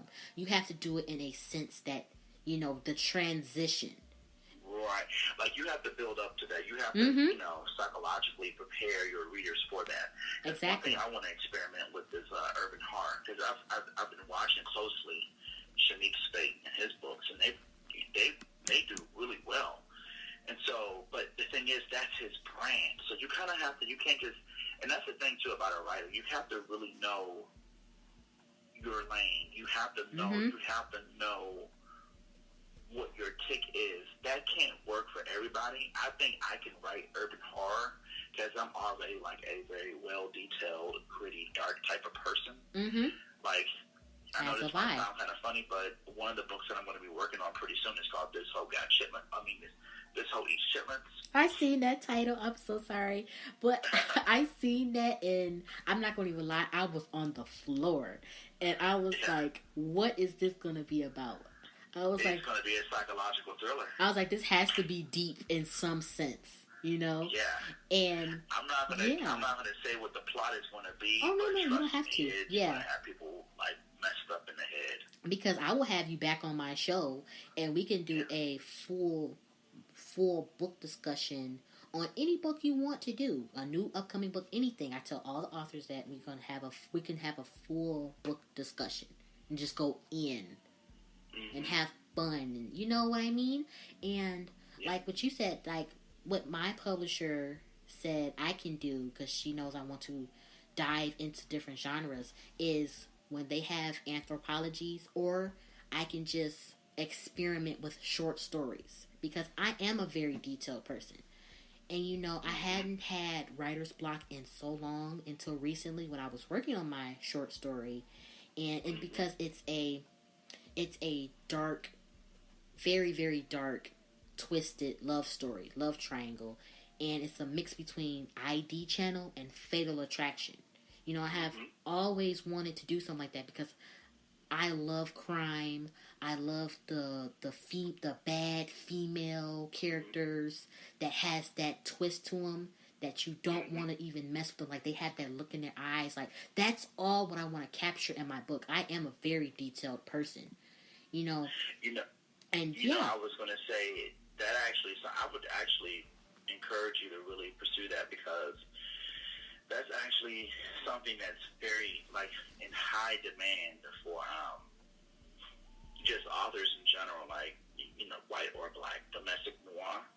So, like, the crazy side chick type of thrillers, like, you know, exactly. The Couple Next Door, Gone Girl, and The Girl on the Train. And you go on the Walmart, you're going to see a lot of psychological thrillers that revolve around, like, missing women and, you know, husbands that kill their wives or their side chicks. And I have this one storyline that I'm working on for Side Chick Commandments that's kind of similar to that. So, you know, I encourage you to do it. I mean, and again, it goes back to writing what sells, and that's what sells. People don't want to read the boring-ass historical romance. You know, people want to read about crazy. They want to read drama. They want to read ratchet. They want to read, now, to what level of ratchetry, you know, do people want to read? That's really up for you to decide as a writer, to know when to go in and when to pull back. But regardless, that's what people want to read. People want to read the darker side of reality. As crazy as that sounds, you know, like, but it's true. It's true. If you go into Walmart right now, I can almost guarantee you, even the white books, you're going to see nothing but James Patterson and J.D. Robb, and you're going to see so many books that revolve around, like, psychological thrillers. And I'm about to bring that up right now. It's one of my favorite books, but it just has a downside to it for me. It's by a white author. Her name is Lisa Gardner. Okay? I heard of her. Yeah. Me and my mom, I actually got this book from Walmart, you know. Every time we go, I'd be like, Mom, you do your whatever, and I'm going to the book section. You know, that's where I'm at. I'm stuck in my section reading the back of the book. I might be, whole time she's shopping, I'm fully reading the whole book, and then I'm going to buy it. Like, I'm not leaving. I'm the type of person, I'm not leaving the store without this book. I don't care. I want it, right? So this book is about a young woman, right? And she gets kidnapped by this, of course, this pathological, just crazy person. And he's just a psycho. And she was captured and kidnapped for 395 days. So I'm trying to remember a little bit, because I finished this book a year and a half ago. So it was more like a year and a half she was kidnapped. And she got found, of course. But the psychologicalness that was on her, you know, she couldn't escape it. She couldn't escape what he did to her, and, you know, telling her that your mom is never going to find you. Forget it. She's just forgotten about you. To her, you're dead. And he had her sending out letters and just playing with the mind. And me, how I am, I'm a very sensitive person, you know. At first in my career, I wanted to be a lawyer and, you know, do all that. But when I thought about it, I was like, I'm not the type of person who can defend someone like that. You know, if they actually got caught.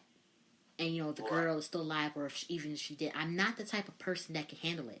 I can write about it, of course, but I'm not the type that can actually pursue that. Right. And in the book, it was repetitive. That was the bad side of it. It was really repetitive. Like, she would keep saying in the box, I was trapped in the box, because she was trapped in the pine box for a year and a half. He would only let her out to, do sexual things to her and maybe feed her throughout the month. She was so frail, and he cut off her hair, and it was just so much and so much detail that you could actually see it like he was watching an ID tale about it. And that's what gave me the inspiration to want to write a dark and twisted story, but with the twist and the fatal attraction. And then the girl is already crazy, but the love that she had for the man is just going to drive her even more insane. And these things do happen, but I just want to go even more deep and dark into it. And and I surprised my mom with this. She was like, "How did you come up with this?" I said, "Mom, I love this stuff. Not like, reading all the creepy side of it. No, I'm not going to fall into that. But I'm talking about the detail, and like when you're reading, you could visualize the whole story." Right. Yeah. James Patterson I took one of his master courses, and he has the famous saying that when you write, you always want to turn on the movie projector in the reader's mind. And that's how I write. I want you to be there with that character. If I write in a way, like, you would read some books, some literary novels, and you're like, what the hell is going on? Right. So if you ever start asking questions like that, 9 times out of 10, the reader is not connecting, and they're going to put the book down. From the very moment that you pick up a book by Quan, Millz, you're going to be hit with drama. Some sort of fast-paced scene, something crazy. I do it in all my books. Yeah, that's the best way to do it, because if you open up with a boring scene, your readers are going to put it down. Like, you wasted your time that you wrote this amazing novel, but in the beginning you just didn't catch them.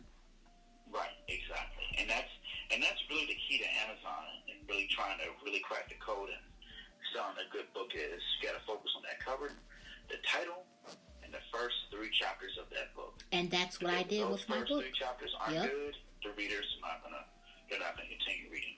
And I'm so glad that I did that. I took my time. I always take my time with my book. I'm not the type of person that can finish a book within a month or even 3 weeks. I'm the type that has to write my book within a few months. I plan it out. Okay. I plan it out. I have my notepad, and I'm I'm the opposite. I could write a book in like 4 days if I wanted to. Yeah, I can't do it. I have a very overactive imagination, and when I'm into my book, I'm into it. Like, I'm just full on into it. I can see it, and I'm just fully into it. And that's what I did with my book. I gave her all the emotion, and I'm not gonna tell, because I know a lot of my readers, some of them haven't read it yet, some have, but I'm not going to give too much detail away. But a lot of them contacted me and was like, I can't believe you. I said, what did I do? I was like, I didn't do anything. They was like, you did. You made me cry. They were like, you made me cry from the first chapter. And I was like, I couldn't put it down after that. And I was like, wow. Yeah. You bring up a really good point, and that's another thing, too. Anybody, and I think one of the reasons why I have a really strong readership, something that I've learned from last year up until now. I forget the name of the writer who said this, but he said that, I think he was a poet. I forget his name. But he said when he writes something, if he laughs, his reader's going to laugh. If he cries, his reader's going to cry. Oh, I know what you're talking about. Yes. His reader's going to be bored. So yes. That's how I approach my writing. I'm trying to pull at every single emotional string in your body, whether it's being funny and satirical, sad, dark, depressing, having that feel. And you know what's the best feeling to give a reader is to bring a character through something. Get them to the point where they really identify with that character. I create characters that you identify with. You can see them, you feel them. You're right there praying with them, hoping that all their dreams and aspirations come true, and to bring them through all this drama, all this darkness, all these bitter realities that they have to go through, and then to bring them out of that, and then to have all their dreams and aspirations come true. It's like the biggest joy if you give a reader. And that's why a lot of times, and I know this sounds crazy, but if you go and you look at some of the more traditional romance books on Amazon, they usually have like an acronym that says something happy ending, meaning they're letting the reader know up front, you read this book, there's a happy ending. There's a lot of people, they don't want to read books that have sad endings, because it's like you bring the reader through all these emotions to then like not actually have the character be victorious. And the key to like really good storytelling is that you're not just writing just for the sake of it. You're writing towards a larger theme, a larger trope, a larger like narrative that most people want to identify with, and that is seeing somebody go through something, seeing them get tortured, seeing them like go through so much pain and suffering and then come out of it and be victorious. It's like kind of like the archetypal type of hero story of seeing a hero have to go through all these struggles and tribulations and trials. Zero to hero. Huh? It's called like Zero to Hero. Like he was just that. Yeah. So going through all that to then to ultimately win. So as a writer, you have to take all this into consideration. You know, like if you want to be like a Toni Morrison or Alice Walker, and you want to have sad endings, then all power to you. But just know, as a reader, somebody who's putting out, I mean, as a writer, if you want to like really put out really good serial commercial fiction, you have to really zero in on the psychology of a reader and really what makes them tick from every dimension, emotionally, psychologically, spiritually. A lot of my characters have relationships with God because I recognize that my readers, they themselves are very spiritually connected, and so I like to incorporate themes of spirituality within my books. A lot of my readers have issues with colorism, so like sometimes I create stories around women who are like dark skinned and having them be tormented by like family members who have made fun of them for their complexion, and through that character I help my readers who've struggled with that before in their childhood or young adulthood to like figure out a way how to like self-affirm their worth as women, black women, you know, who have to deal with like very unrealistic beauty standards and you know, or the Eurocentric standard of like what beauty is. And so, you know, I try to create stories and drama that really plugs directly into not just the reader's mind, but the reader's life. And their soul, too. And their soul, yeah, exactly. Because if you could do that, trust me, you have a reader for life. They will be eternally grateful for you because they will be like, you know, I read this book and it had me all over the place. Like, most of my reviews, when you look at my reviews on like Gutter Hole Dreams, Crack Hole Dreams, on Pregnant by I don't know about Pregnant by My Gay Stepdaddy. That was kind of an experiment, but This Hoe Got Roaches in Her Crib. Like, that story in itself, I got my readers right now, my beta group, they're crying. Oh, yeah, let's talk about that, too. I was going to get to that. Yep. Yeah. We're to that point, people. Yeah. Yeah. So, I mean, with This Hoe Got Roaches in Her Crib, you know, on the outset, it seems like it's I don't want to say stupid, but, you know, very satirical, very comical, because I spend like a chapter kind of giving the actual roaches a POV, but you quickly realize as you transition into chapter 2 that it's a real serious story that revolves around touchy subjects of like child abuse and the travails that men have to go through when oftentimes they've been labeled as criminals or bad people, but yet they still have an affinity towards wanting to do right and to take care of their families, and yet they can't do that because society at large has said you can't raise a child because you're a black criminal. Yep. Exactly. Mm-hmm. And you know, So, go ahead, I'm sorry. I'm going to say this. When Quan had contacted me to do his book trailer for this, I was completely excited. I was like, oh, he picked me to do his trailer for this book. I was on it. I was like, I got you. I can give you everything you want. Literally, this is what I said. And when you guys tell me what you want in your trailer, even if you don't, you'd be like, do freestyle or whatever.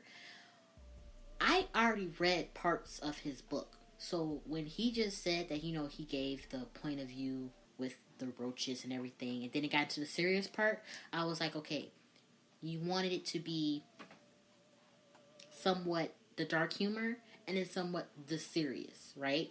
Mm-hmm. So that's what I gave him.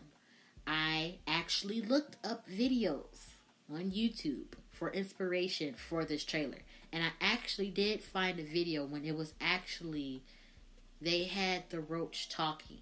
And I was like, as much as I want to, put that clip of the actual roach talking, I was like, you know what? I'm not going to do that because I don't want to give too much away that's in his book because, it's the trailer, it's drawing in the reader. But I was like, I don't want to put too much, give too much away. But I just found that so ironic. I was like, I want to send him this, but I was like, you know what? I'm just going to finish the trailer, and send it to him. And when he was like, oh my God, this is good. You really captured this. I was in my room like, yes, after all. And I contacted him. I was like, this is pure torture. I came back to my computer screen, my iPad screen, and seeing the roaches crawling across the screen, I almost knocked the whole iPad across the room. And I was like, oh yeah. And it was 5 a.m., so my mind was everywhere. I was running off a Gatorade and trying to keep my energy up. And when I seen that, I was like, damn you. I was like, I forgot. It's his book. But yeah, go ahead. It's funny too, because when I initially wrote the first chapter of the book, it was not supposed to be that. Mm-hmm. And a part of me kind of regretted doing that, of having the, this whole entire scene with the roaches talking and everything, because I was like, this is going to turn off a lot of people. And it certainly did, because a lot of people are like, I can't get past the first chapter. Mm-hmm. But, for the people who did, and they quickly got into the story between Maya and her mom, and then Maya and Austin, the father. Especially when they had that one scene. I don't know how far you got into the book, but when there's a scene where, Austin, the father, he is currently incarcerated, and the jail has this program that focuses on rehabilitation through a daddy-daughter dance. Mm-hmm. And I actually got that inspiration from this clip that I had saw, years ago about this program out in Virginia. I think it was in, I want to say Richmond, Virginia. The sheriff down there had started this daddy-daughter dance in order to help inmates, realize the value of what they have on the outside, to help them, realize, there's the amount of impact that you have being, locked up has a tremendous impact on your family members, especially your children. And it was a form of reducing recidivism to stop, inmates coming in and out of jail and whatnot. And so when you watch that video and you see it on YouTube, and if for your listeners, if you want to see the clip that I'm talking about, just go to YouTube and type in jail daddy-daughter dance. And it's very gut-wrenching when you watch it, because there's this one scene where, you kind of expect children to cry, but when you see fathers cry, mm-hmm. It's emotional. That's even more emotional to see a man who has his self-realization that, he's messed up in that. And to quote his words, he said, right now he realized he's failing as a father. Right. And that's really hard, especially when you're a man and you've never been in that position before, and you see somebody else go through that, the fact that they know that they've made mistakes in their life, and now they're at the point where they really want to turn things around and do better for and for their kids, but to have that type of visceral self-realization and know, like, damn, I fucked up. Like, I have to do better for my kids now. And to see those tears come down that man's face, somebody who deep down inside feels so broken and so worthless, knowing that he's putting his own blood and seed through all this because of his mistakes, just being hard-headed. It's like he realizes it's bigger than himself now. Like, he's a father who has to be there, till the day he dies to help his daughter, come up in the world. And to not have that, and I think this particular individual I'm speaking of probably had this realization, seeing his daughter and seeing how disconnected he was from her. He probably realized right then and there, like, he has to be there for her because he doesn't want her to get lost in the world and then ultimately end up in a situation where she's just, she's just dead to everything around her, and then she just has a total lack of respect for men, or she easily finds herself in an abusive relationship with another man, or just doesn't know her own self-worth because he wasn't there to teach her, this is what a real man is supposed to be, to give her that example.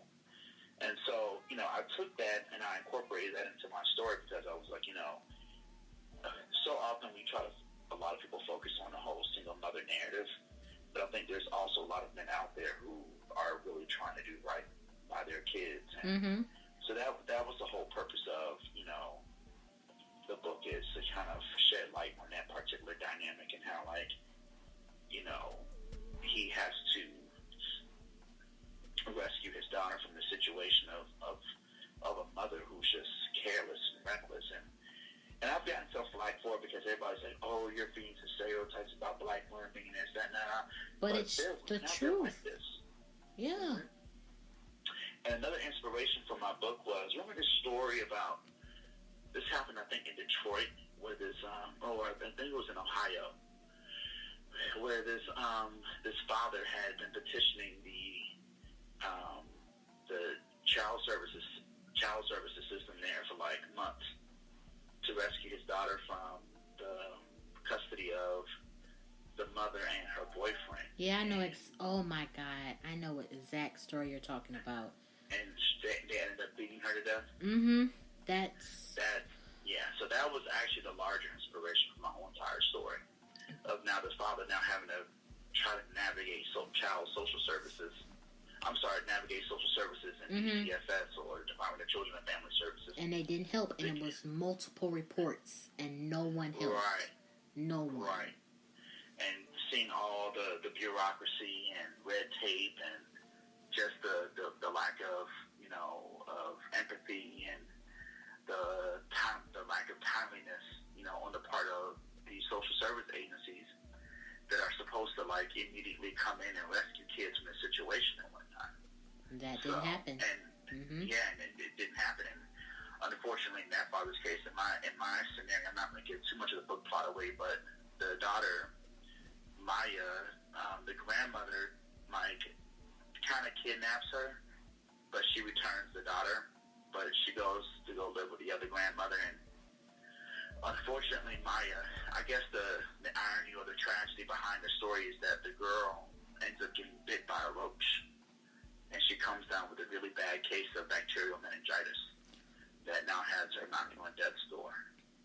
Now, so that's how. Go ahead, I'm sorry. Now you see, readers and authors, what I mean, how Quan Millz is a very just creative writer. I knew this story had a whole point to it. So you guys judged it for no reason. And you didn't even read it yet. I knew this book had a point to it. And just doing this podcast just proves a lot of things. A lot. I see why this was a bestseller. Right, exactly. Because if you go and you look at all the reviews, I mean, of course I have, a couple of one-star reviews. I mean, that's expected. Any normal book should have, bad reviews. I mean, that gives life. You can't win everybody, That's what gives a sense of realistic life to your book. But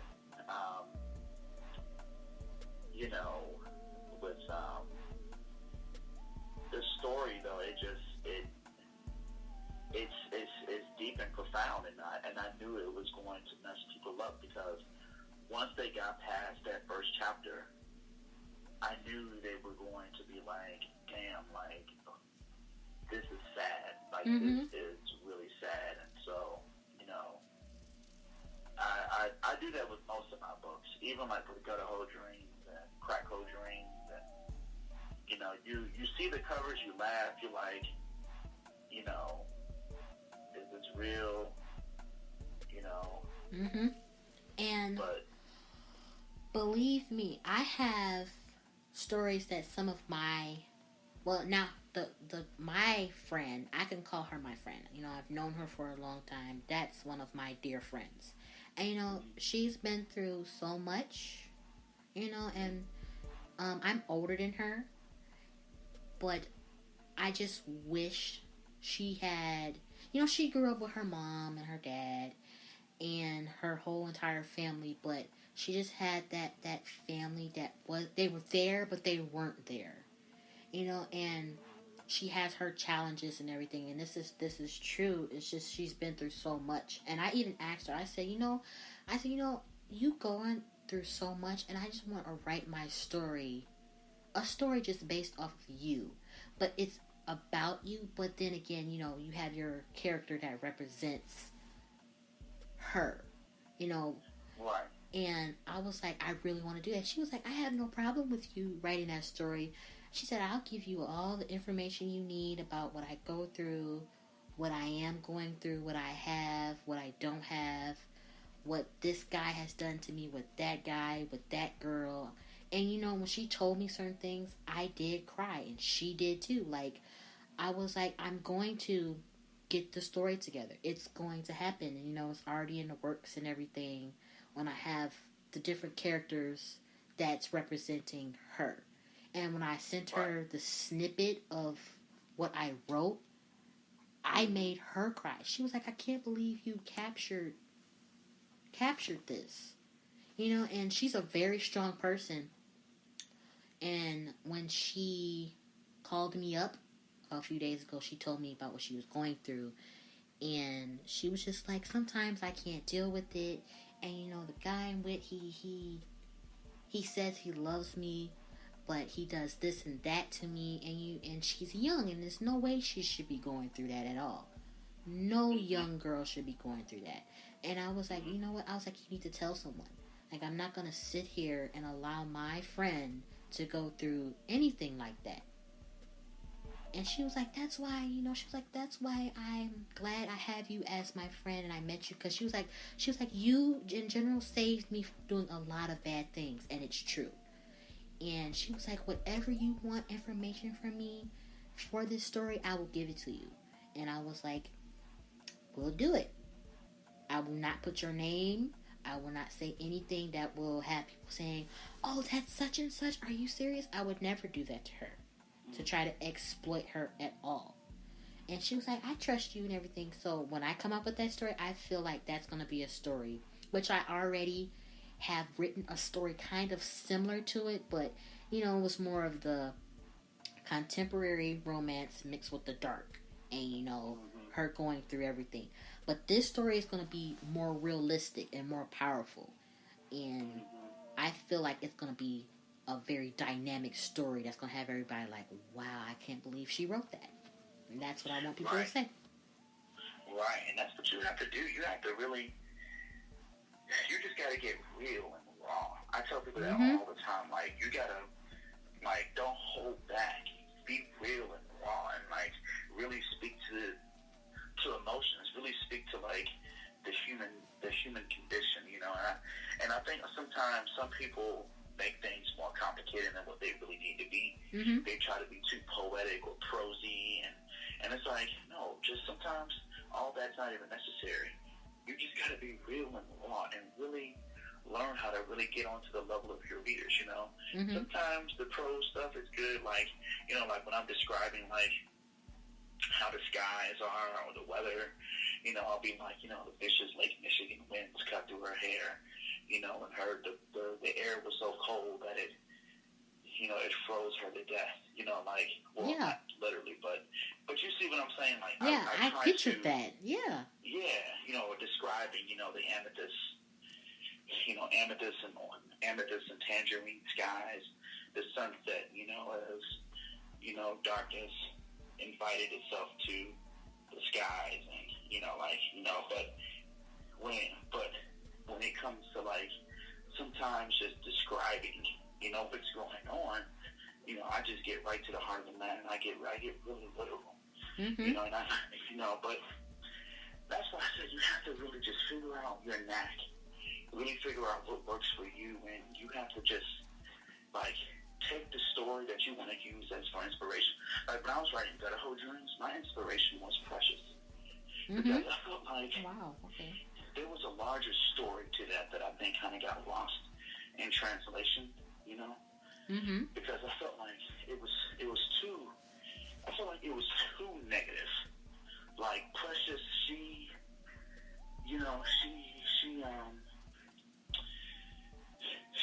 still made it out. She still made it, but, like, I felt like the story Precious was too much of a book that became kind of like the laughing stock for, like, a lot of people, because they just, I'm sorry, I'm kind of walking outside when I just ordered this book, Mm-hmm. the Stephen King book, but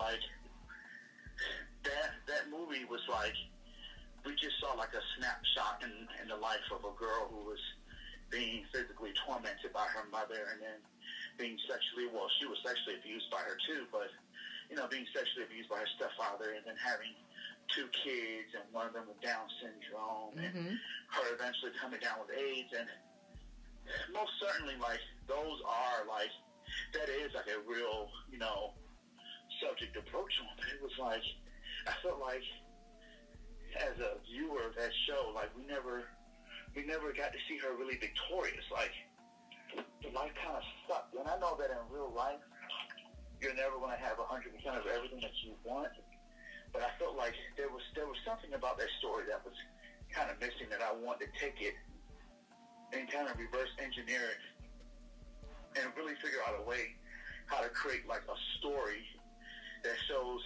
a girl's, like, quest for, like, survival, her quest to make it, despite the fact that, like, she was faced with so many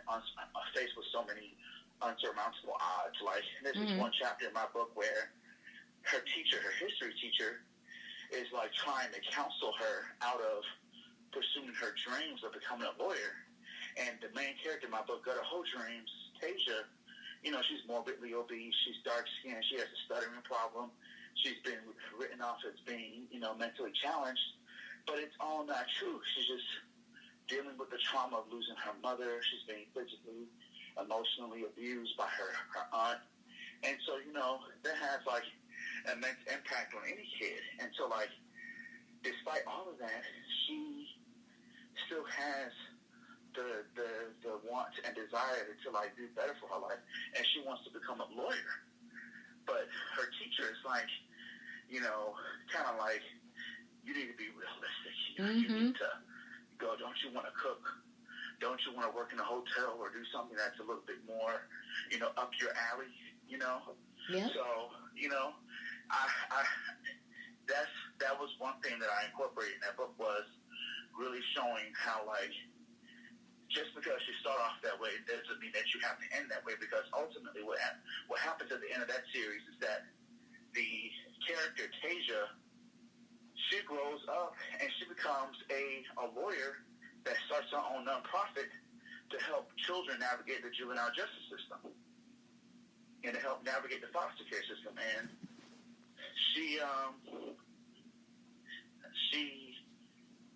like a well-renowned lawyer. She went to University of Miami Law School. She got a scholarship. So it's like the whole, Precious story, that was good and all, but I don't know. I felt like people still want to see other people win, and that was the goal, is like to really create a drama that eventually will give the reader what they were truly looking for. Being able to have a character who survives and who wins. Mm-hmm.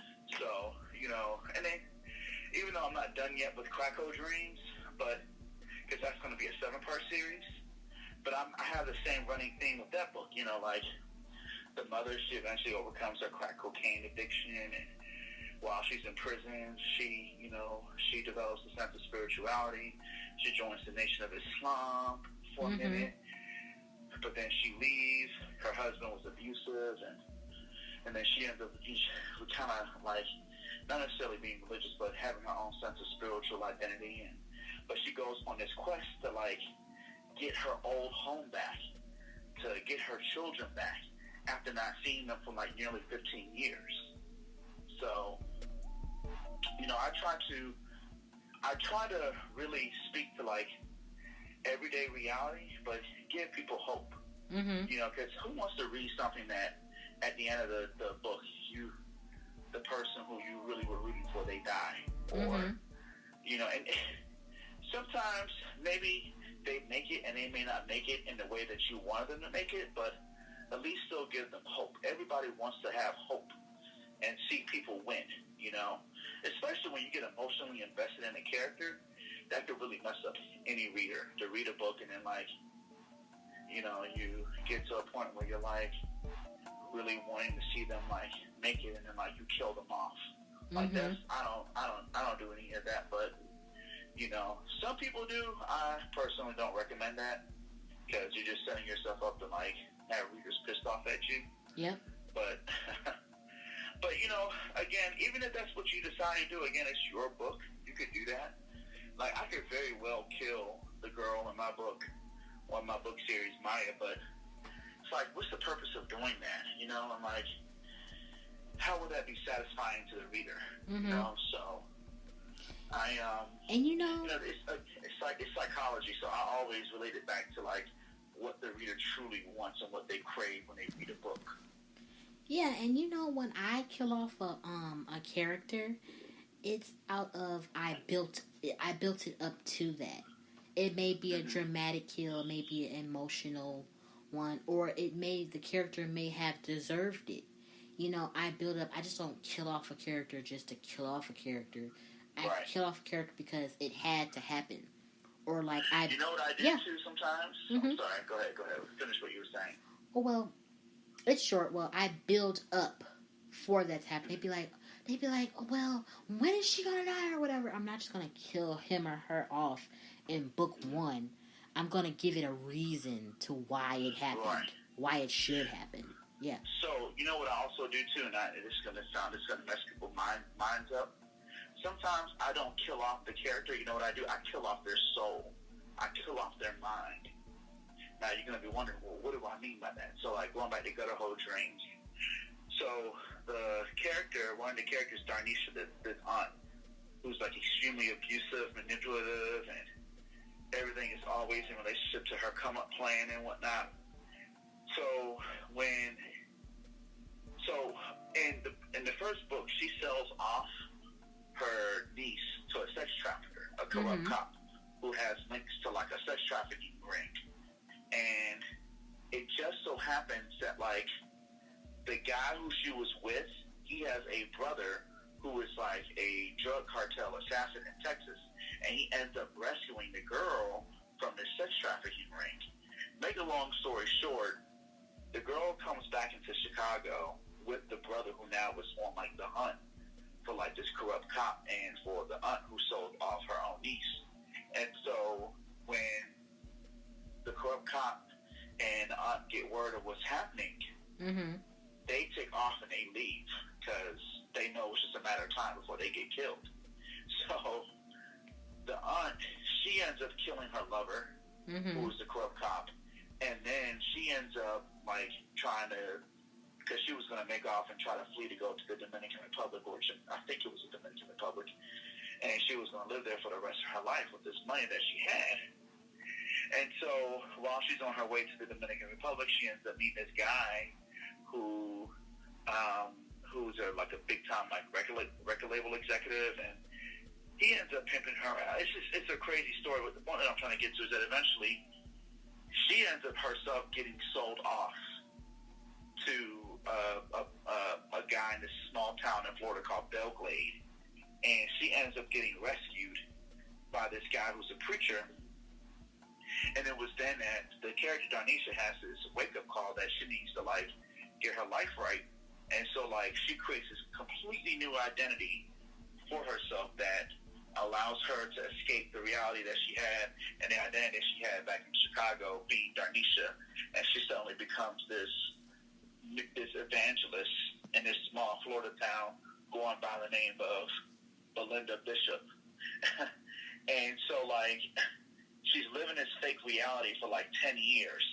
Nobody knows where she's at. People just presume she's dead, right? Mm-hmm. But eventually, her son, who's dying from AIDS, knew about her whereabouts because she was still sending him money to help him out, right? Because she did something to him that was really crazy in the first book that she kind of feels guilty about. So she still kind of like took care of him. He just never revealed her location because he still needed to have a source of income to get taken care of because of this condition. So he never really told anybody where she was at until he dies, and in his will, he reveals where the mom is at, and that's when the main character, Tasia, and the sister, they go down, they find out where the aunt is at, and they realize, like, wow, she's like, this is crazy. Like, she's been living 10 years under this false identity as this woman who we don't even recognize anymore because she's like, she's had, like, you know, some plastic surgery. Mm-hmm. She's wearing this really elaborate wig. She's talking about, you know, getting the Holy Ghost, speaking in tongues, singing gospel music and shit. So, like, I'm sorry, I keep cursing, but it's okay. It's on explicit content, so you're fine.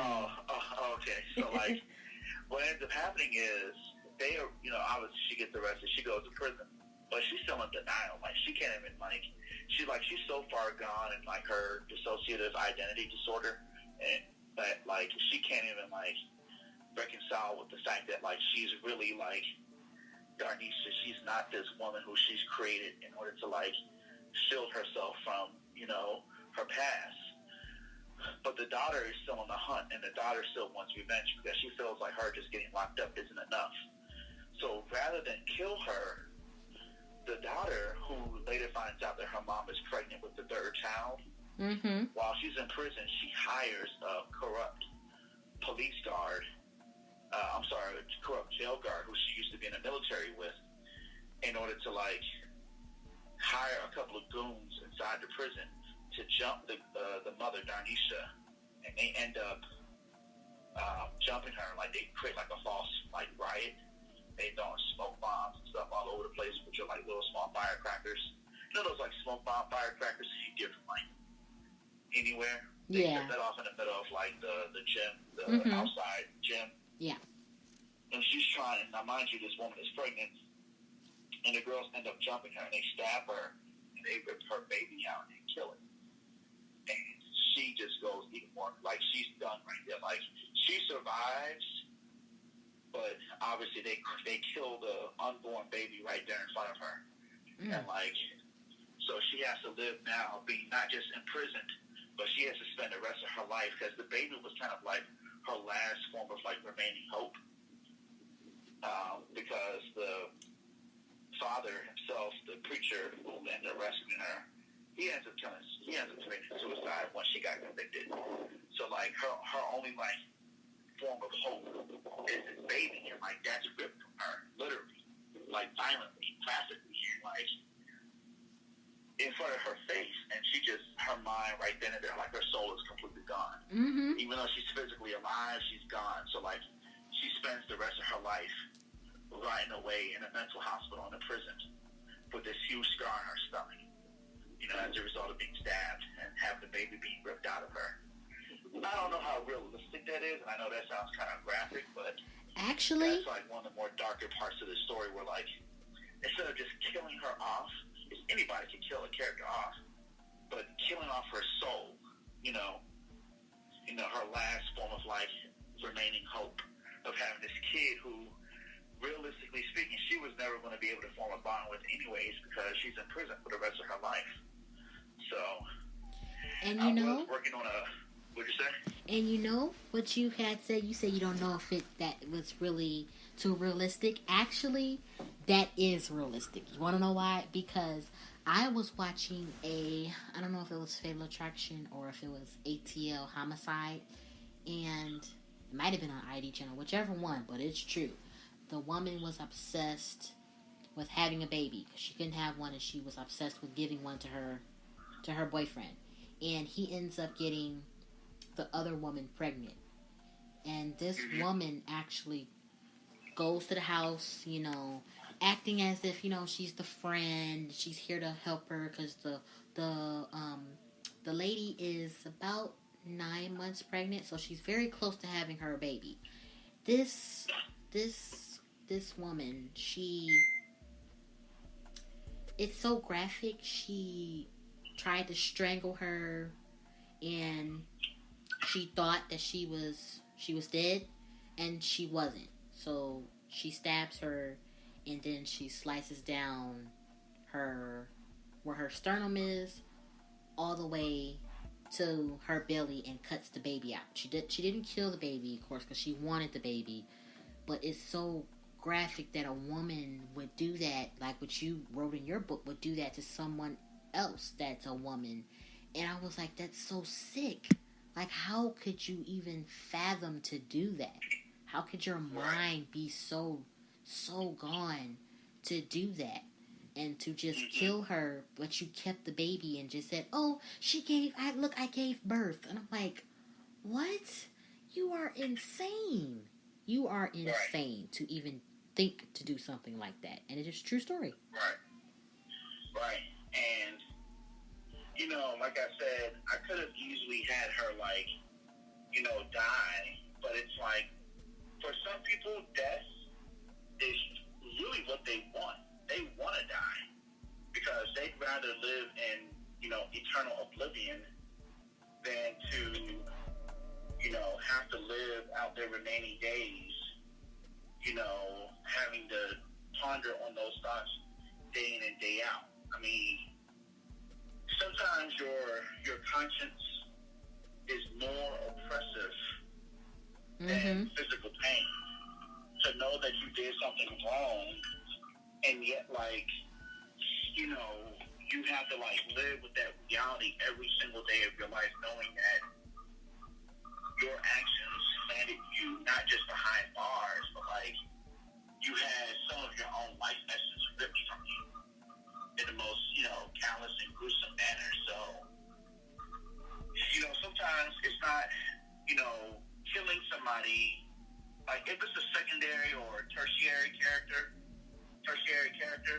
that's fine. But, like I said, like, main characters, unless, like, they truly deserve to die, and there's a real reason behind it, I think that sometimes it's just so easy to just kill off a character, you know, just to keep the movie, keep the plot going, or to close out a book. I mean, death is just way too easy. I like more so the torture of keeping somebody alive and having them, like, face day in and day out the reality of what they did, you know? Especially if they're the type of person that has always clung to the idea of trying to be free and reckless. You know, because the last thing that a person like that wants to feel is the idea of being confined and limited and imprisoned, you know? Like, people who are, like, truly sociopathic would rather kill themselves before they actually have to spend time, you know? So that's why I said, you know, like,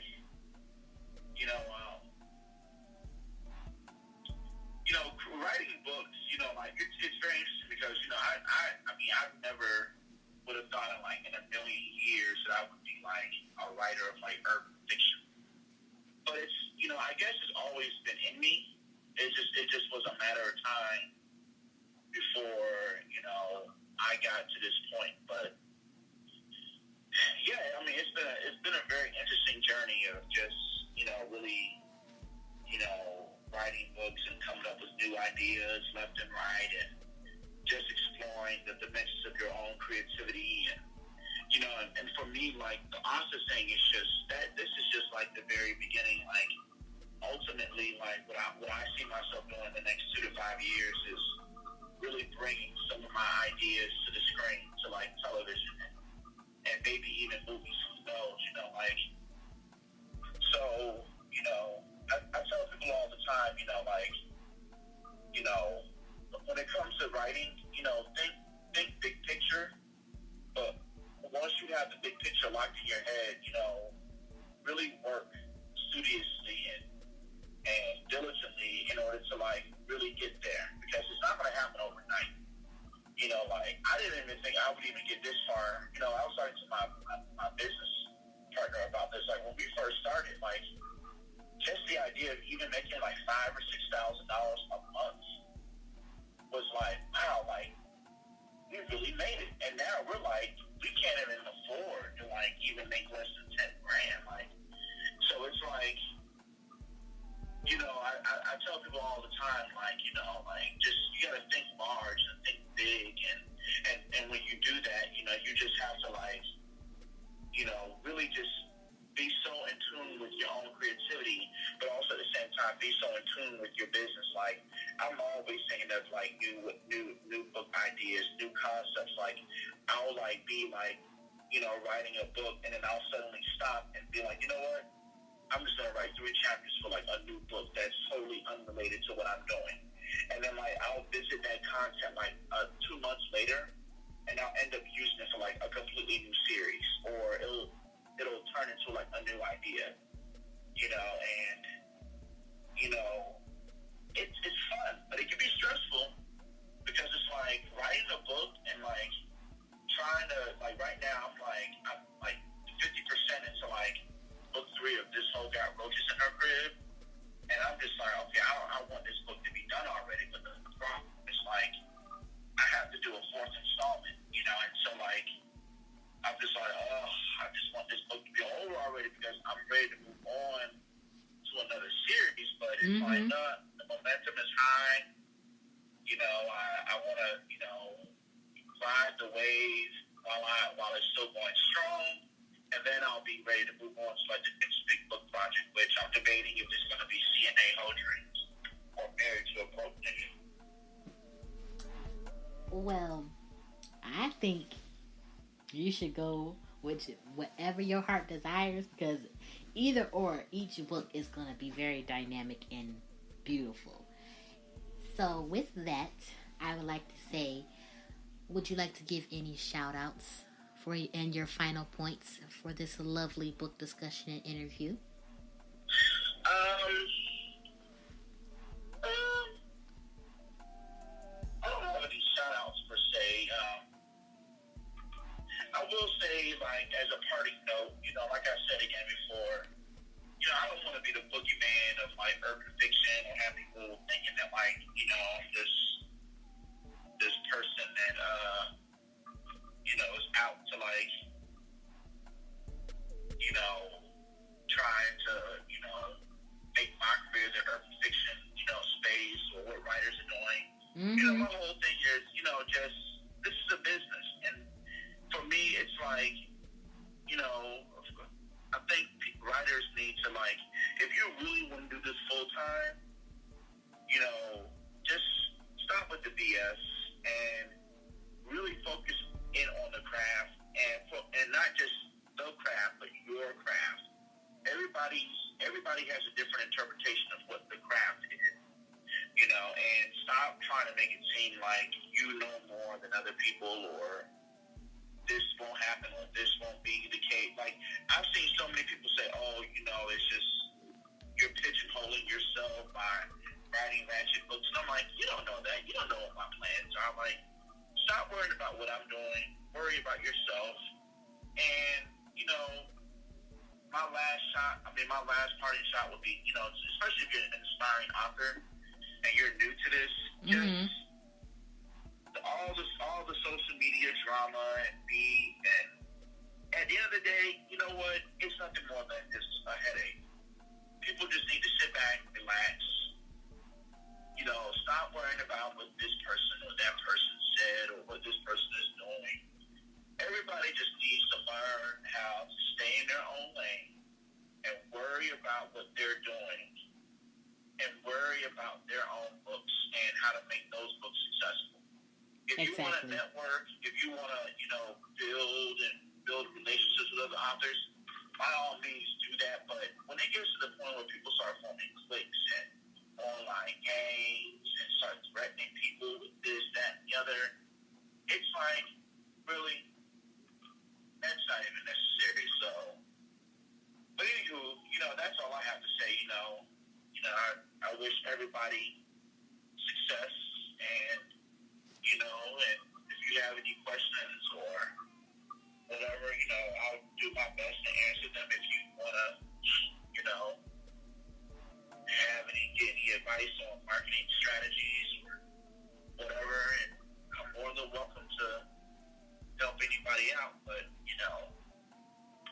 like I said, this is a business for me, and I take it very serious, and I hope you do too. Yeah, I do. And you guys, that was the book discussion / interview with author Quan Millz. I absolutely loved it. This was something different.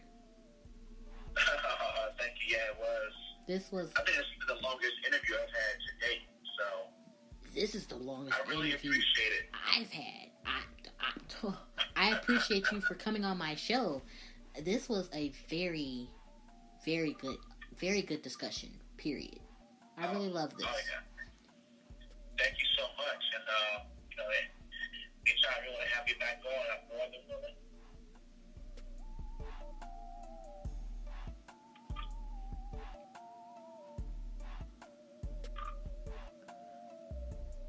With that said, you guys,